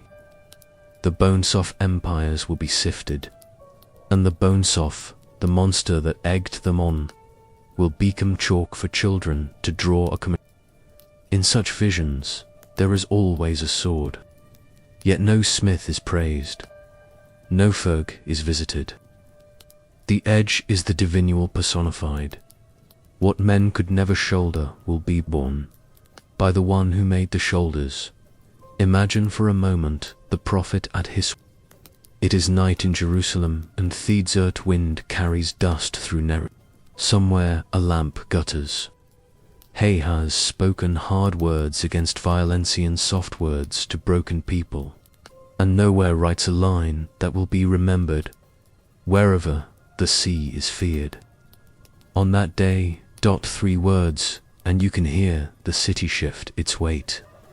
That mixture of dread and hope that makes mortals very honest. He goes on to call the serpent by venoms used on other shores and in other and then he writes the verb that seals the line. Slay, not pacify, not a me. Slay, no treaty with what kills joy. No bargain with what chokes prayer and end. The announcement travels like a rumorth world wants to believe. Sailors carry it to harbors that smell of cedar and pitch. Shepherds carry it along wadies, where only their flocks listen. Judges carry it as a private anchor, when they know they will face a case that will break their heart. The line, "Ennis ordinary speech." Men say it without thinking when the sea throws a mood at stones and then calms at evening. Women say it under their breath when Occult wakes confused by a dream of black water. Old men say it when they remember that not all battles can be fought by. There will be a day. Prophecy does not love timates, yet it gives scenes. The scene given here is spare, a sword, a serpent known for fleeing and twisting, a dragon in Thessia, a death. Like all good scenes, it invites the imagination without giving it rope enough to strangle the meaning. The danger in too much detail is that listeners will mistake a map for apromise. The prophet refuses to become a he gives a pledge and leaves path to the one who keeps pledges. This is why these words last beyond theregimes that rise and fall while they are spoken.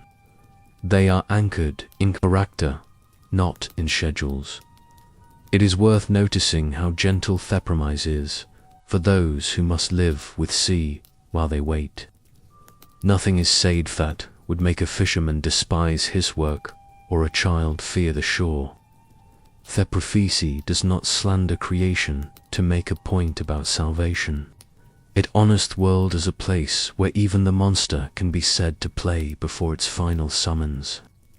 This is the mark of the Hebrew vision at its best. It does not crown terror. It domesticates it, bypassing it within the economy of a holy future. The end will not be an argument, it will be a feast. Some of the learned have wondered whether the old seven-headed image lingers behind the words. If so, Thalin, about heads broken like pottery Ina, Som becomes more than history. It becomes a rehearsal, fourth last act. Whether the number is 7 or 70 is irrelevant. The point is, everything that belonged to the ancient fright will be addressed. Every place where the coil tried to tighten around a human throat will be. The final cut will not leave a stump that sprouts. The root itself will be lifted from the salt bed where he thought it could hide forever. In the long season between speaking and fulfillment, the promise bears a practical fruit. It teaches courage without bravado. Those who believe it go to sea with prayers and return with gratitude. They do not taunt the deep. They thank Theon who keeps watch above it. Those who taunt the land do not imagine that their fields are safe because the world is stame. They imagine their fields are safe because a boundary was spoken once and will be spoken again. The promise makes daily work honorable. It is not Alicent's to sit in the door and wait for the sky to split. It is a reason to work without despair. Night returns to Jerusalem. The scroll is rolled and stored in a chest that smells of cedar and age. The prophet sleeps. The sea keeps its heavy breathing. Somewhere far from any shore, a light moves under the water where no lamp burns and no lamp human eye can follow. The old serpent turns in its trench and dreams whatever monsters dream. It doesn't know dates. It knows only hunger and a bit. Over it all, the promise hangs like a star seen by no eye, yet fixed and patient and merciful. When the day comes, there will be no trumpet for the monster to hear and ready itself. There will be only command, and the sea will part, not for an army, but for a corpse that used to be fear. We who read centuries later are tempted to dress the line in our own costumes. We make it a metaphor for our inner turmoils, or a picture for the full utterance we already dislike. That is not wrong, but it is smaller than what was said. Keep the larger frame. The Holy One announced that the last enemy from the first dawn will meet a final dawn of its own. The sea that learned its manners at the beginning will learn. The world that has carried a Brucey under its ribs since the age of stories will heal. The flutes and the drums of celebration will be hard across shoal and desert and vineyard. And the children will ask, "What is a Leviathan?" And the old will smile, and the lesson we were given so that we will never again confuse ourselves with God. The day does not arrive like a parade. It comes the way deep weather comes. In a silence that lengthens until the world realizes it is listening. Birds pause in Madong as if the air has thickened. Thesia draws back an inch at a time, as though the shore were a line of scripture that must be read again with care. The old promise has ripened.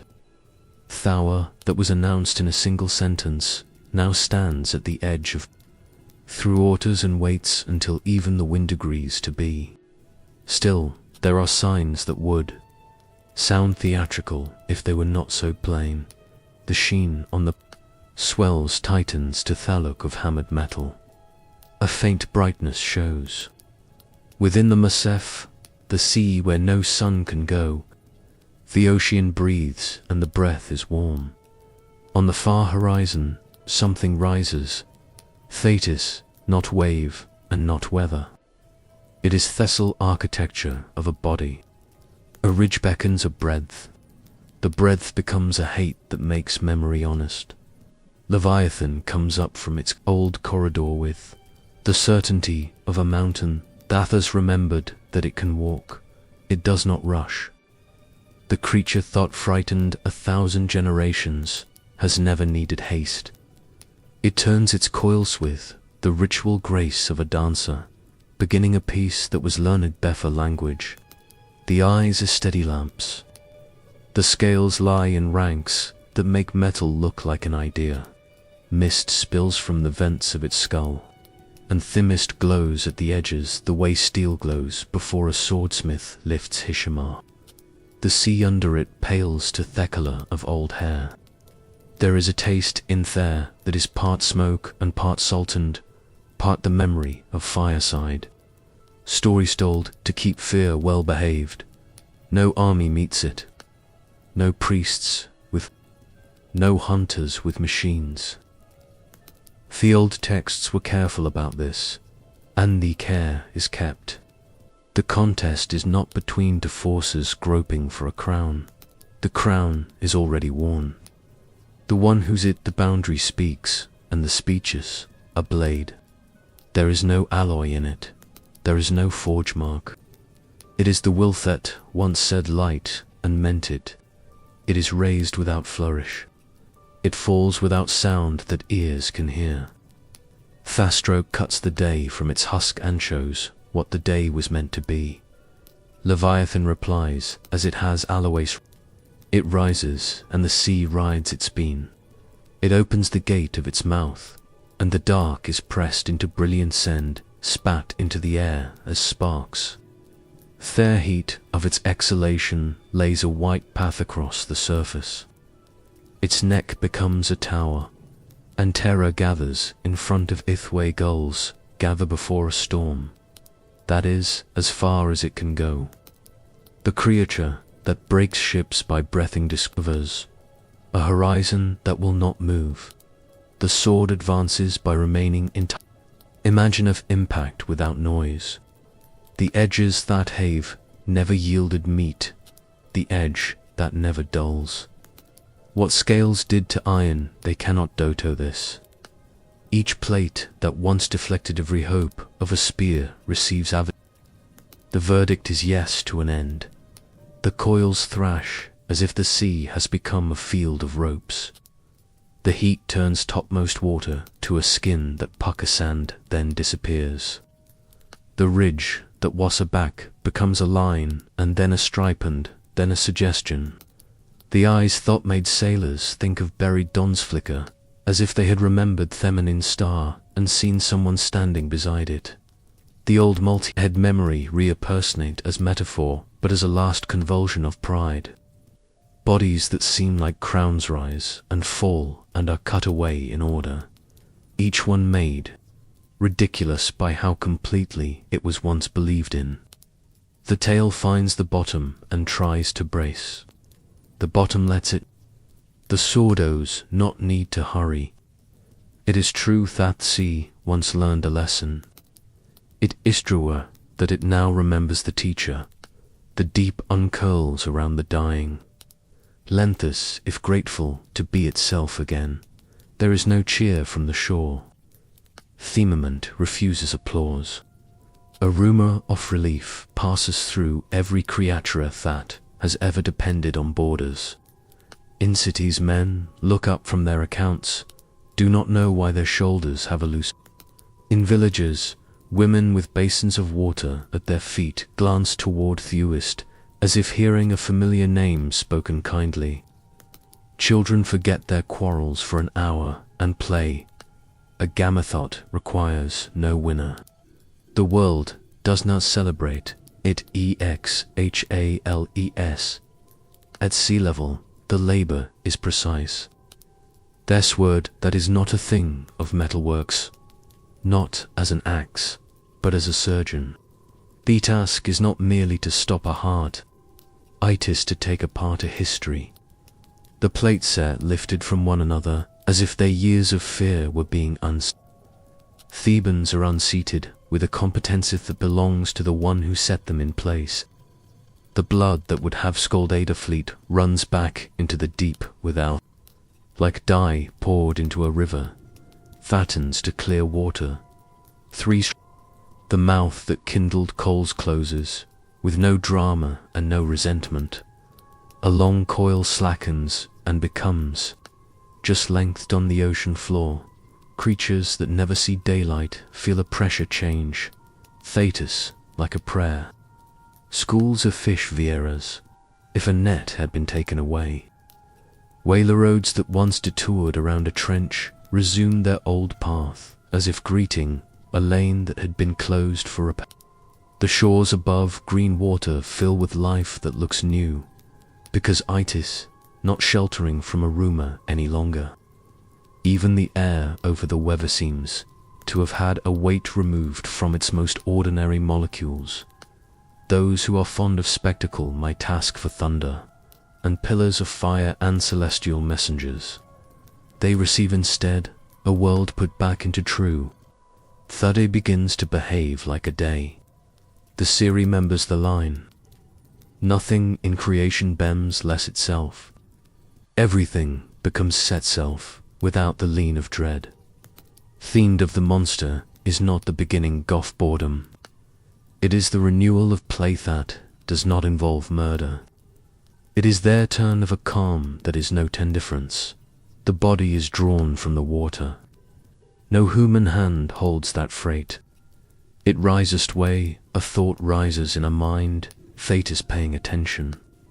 The surface Thetans shuddered at the passing of that bulk, now holds it up with an ease Thetis comic. From beaches and headlands, men and women see a shape that their monsters described with trembling. And they do not tremble. They watch as their manes are attended by the same will thought once assigned names to winds. Strips of hide catch the light, like great spans of membrane fold ossif, remembering how to be canopy and not menace. The old tales begin to stir around the edges of the scene like guests arriving. Seabirds settle on the water and do not. They bob as if invited to a kind-off court they never knew they had helped lost in. By screaming over Carrarian, there is a pause that teaches patience. The deep falls back into its daily breathing. On shore, the first fires of evening are kindled without hurry. Throld resumes. Only the oldest trees and the oldest stones know that a sentence spoken in an old city has been kept in full. The last gesture belongs to the one whose sword did the work. It is not a flourish. It is a setting aside. A portion is preserved for what will come. The hide that once gleamed like plates of night is set where light campers through it. The flesh that was once a promise of disaster keeps its promising a different key. The bones that held the pressure of the abyss without complaint are ordered like pillars. This is not revenge. It is harvest on somewhere far inland. A teacher williter say that this is how the world was always meant to be redeemed. Not beyond making what frightened us, but be transfiguring it into service. The sea has learned quiet without losing its voice. The people have kept courage without needing bravado. The promiseth that hung like a star has lowered its elfdo. The horizon and become a line Thadavan, a child can trace with a stick. Night comes late that day. The darkest, the constellations over the water do not look nervous. A fisherman sits on a low wall and feels a tilt in his chest where terror used to live. In a city square, a magistrate lays aside a casa thought had grown knotted and finds Thathis's mind is not tangled. In a farmhouse, a woman opens a window, and the sound of surf is not a warning, but a loop. No one speaks of Leviathan base, no one needs to. The lesson has become where the dot so ends the longest quarrel on earth. Though it never was a quarrel in Thesens that men argue over fields. It was a confirmation. The one who began Thesia has affirmed a sea. The one hollowed a monster to swim has disdeeded hour of its last turn. The sword is spot, away where words are kept. The deep turns in its sleep and dreams of fish. Creation is at rest. Without losing its appetite for morning, there is an old promise that does not sound like a verdict. It sounds like dinner. After the sword is sheathed, and the sea remembers its manners, the storytellers of Israel lean toward Thephacha and find a table set on the far shore of history. The scene is not, it is gratitude plated and poured.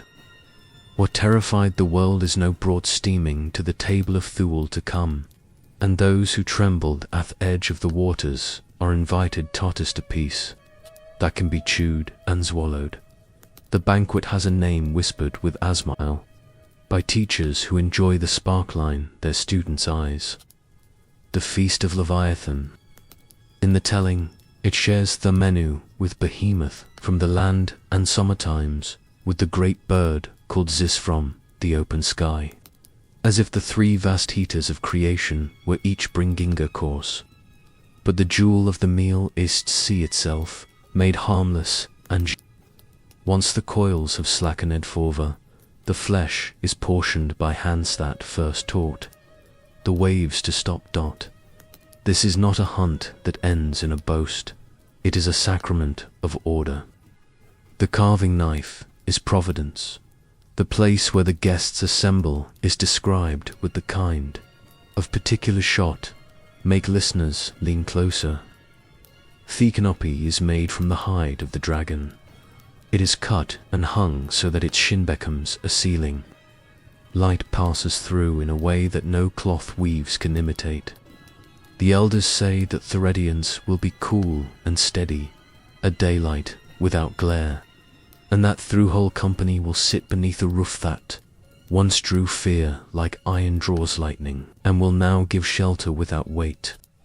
Some imagine the canopy stretched like a tent of meeting across a hill.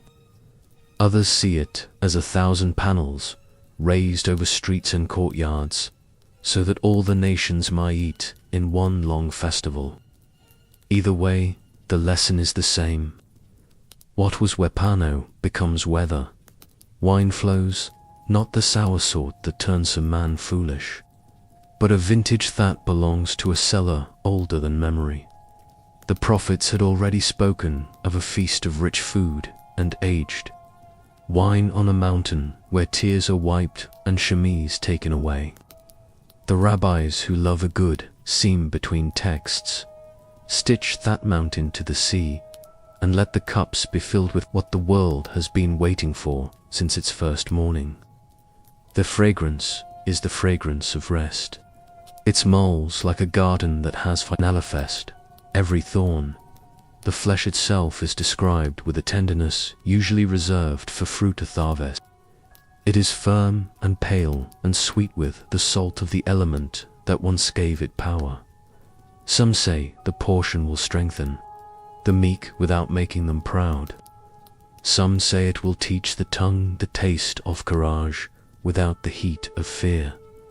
No one says it will be ordinary.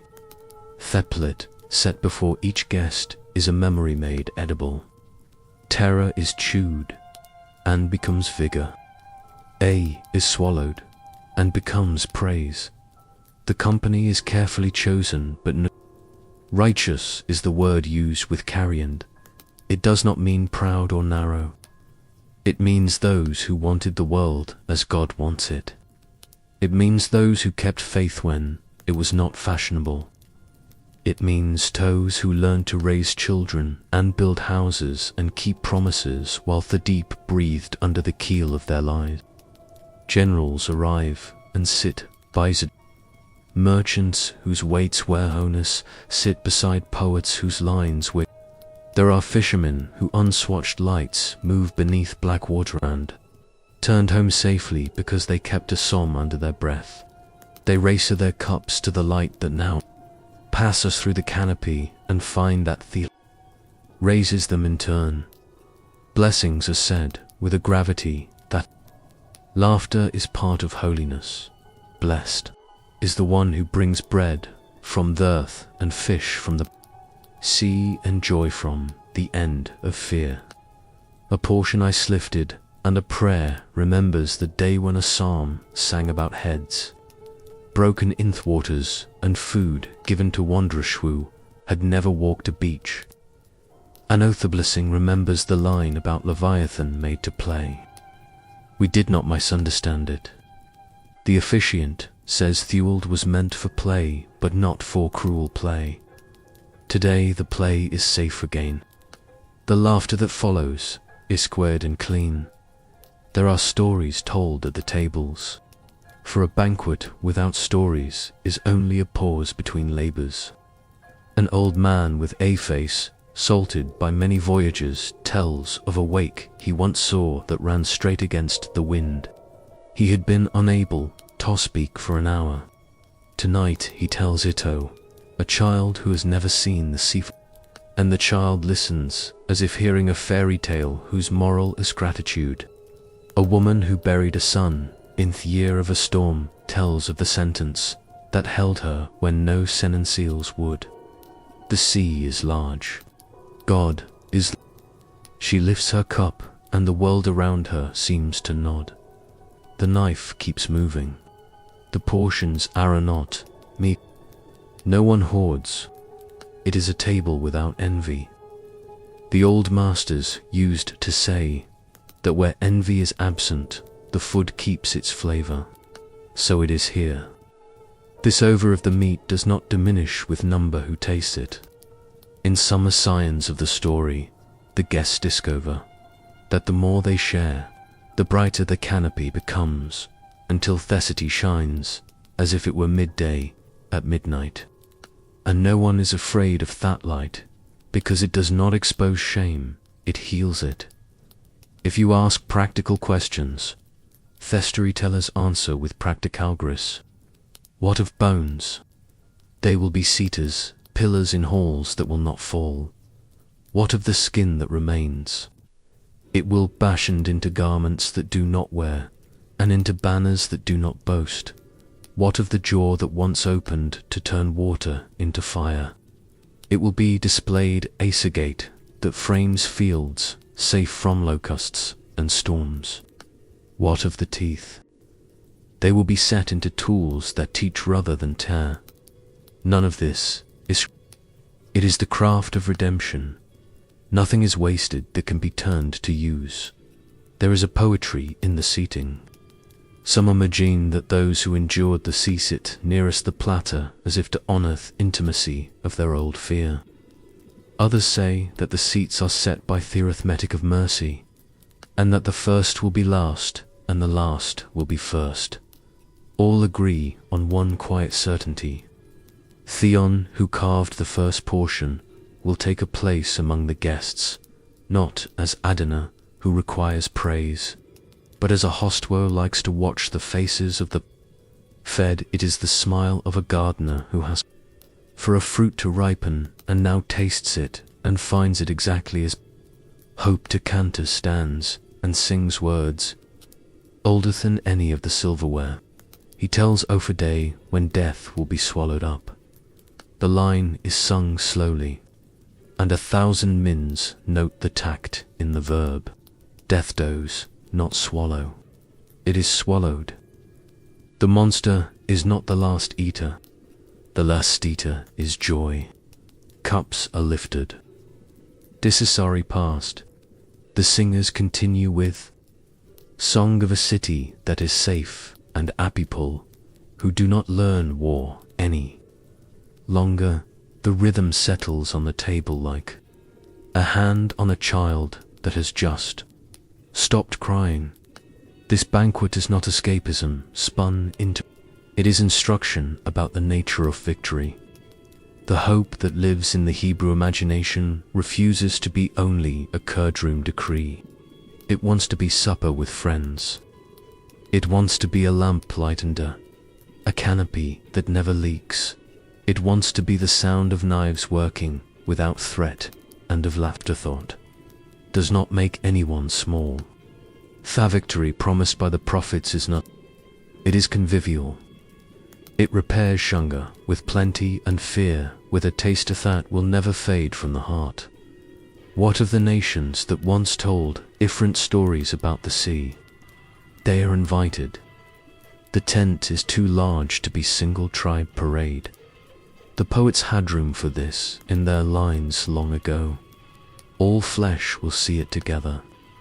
Fatmians Greeks who spoke of a sea bestand needed a hero, and Phoenicians who made fortunes on waters they could not command. And Babylonians who once imagined a god made from salt and night, they will eat together. They will bless together. They will discover that the taste of peace is not a dialect. It is a language everyone knows when it is finally served. Last of all, when the knives are clean-denned, the singing softens. There is a warcander, the canopy. The light is clear, and the air smells of salt without threat. Children run and chase the patterns onth, shining roof as if they wear flowing shawls that can never dry. An old mariner stands very still and cries without shame. A widow feels a weight leave her ribs and does not rush to catch it. A scholar mutters a versetto himself and finds that the verse has become a doorway. The night is no. The world waits not for danger but for sleep that is deep and kind. In that waiting, the meaning of the meal is sealed. It is not a feast upon an enemy, as if cruelty had changed masters. It is a feast upon fear itself. Cookaduntal, it turns to nourishment and carries none of its old poison. Thekanapi above bears witness. It was on Surma against every spear. Now it is shelter for every friend. The sea near be brothers, with the steady rhythm of a creature tamed by love without being crushed by it. The guests disperse to homes that will not be taken by storm, and the lamps along the lanes burn without, watching for a gust. So the promise ends with plates and songs, rather than with speeches. Thelus taste on the tongue is not iron, but sweetness. The last sound in the eros, not the roar of a breaking wave, but a murmur of a city at peace. And if Somione lifts a cup and says to the maker, "You have turned terror into supper," the answer is a smile that needs no words. Stories do not stop living when the last page is turned. They change houses. They move from the shore to the city, from his study boat to the study, from Thamuth of the sailor to the hand of the scribe.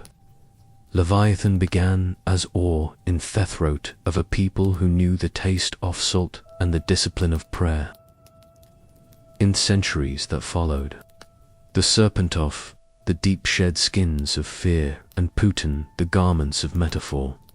It entered synagogues as a mystery, mise as a problem, pulpit as a warning, and eventually the modern street as a commune for anything too large to manage. The monster did not die. It learned tostand for things. In the rooms of the sages, Leviathan thanked its first identity and gathered others. The rabbis loved its presence in the banquet at the end of days, and then asked what that feast might mean, beyond a menu. Some said the meal is an emblem of perfect justice, where the terrathatant stalked the margins of life, is Medetto nourish life. Some said the canopy of shining hide is a parable of illumination, that once we lived under armor and afterward we shall live under glory, and that light itself will be thoroughfare of our streets. Others climbed a little higher and spoke more boldly. Leviathan became a figure for the hidden things that bend the heart. It became a symbol for the impulse that coils and whispers that the world is chaos and that nothing binds.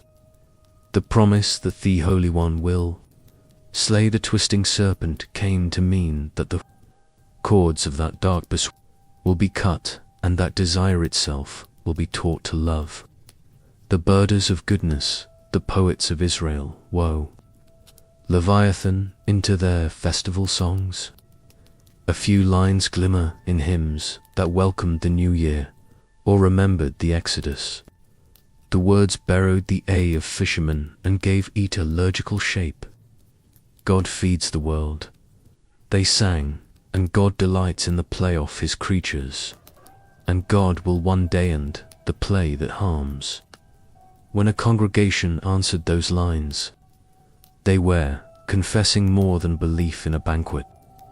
They were confessing that theatrifying parts of the world belong to God and will be. reconciled to his will, to speak the name in worship, was to lay it gently in a hand that could hold it. Mystics took up the serpent and laid it upon the immense diagram of their.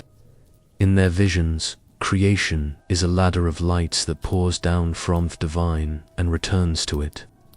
And within that ladder, there are regions that resist and regions that shine. The old beast, they said, swims on the far edge of the dark river where resistance is. It is both a real creature and a teaching. It is a sign that power without praise becomes its own prison. They told daring tales about the soul of the world tasting a sweetness higher than any flesh, a joy named after thievery fish whose body is reserved for There is a calm audacity in those lines. The mystic refuses to forget that the monster is a creature and then insists that the meaning of the creature rises far beyond its bulk. When the scriptures of Israel traveled into the Greek and Latin world, the image of Leviathan changed accent.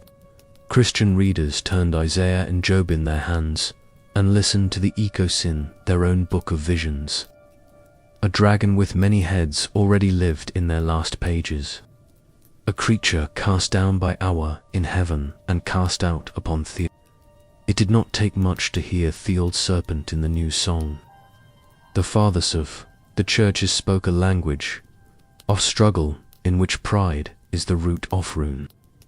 And there at the end of Job's Judah, king over all the children of pride, a beast that refused every leash and lord at every spear. For many, Leviathan became a face for the ancient enemy of souls. It was not a second god. It was a creature turned against its maker and used by a darker will. The premise that God would break its heads, slay the dragon in the sea, became a premise that evil itself would be ended.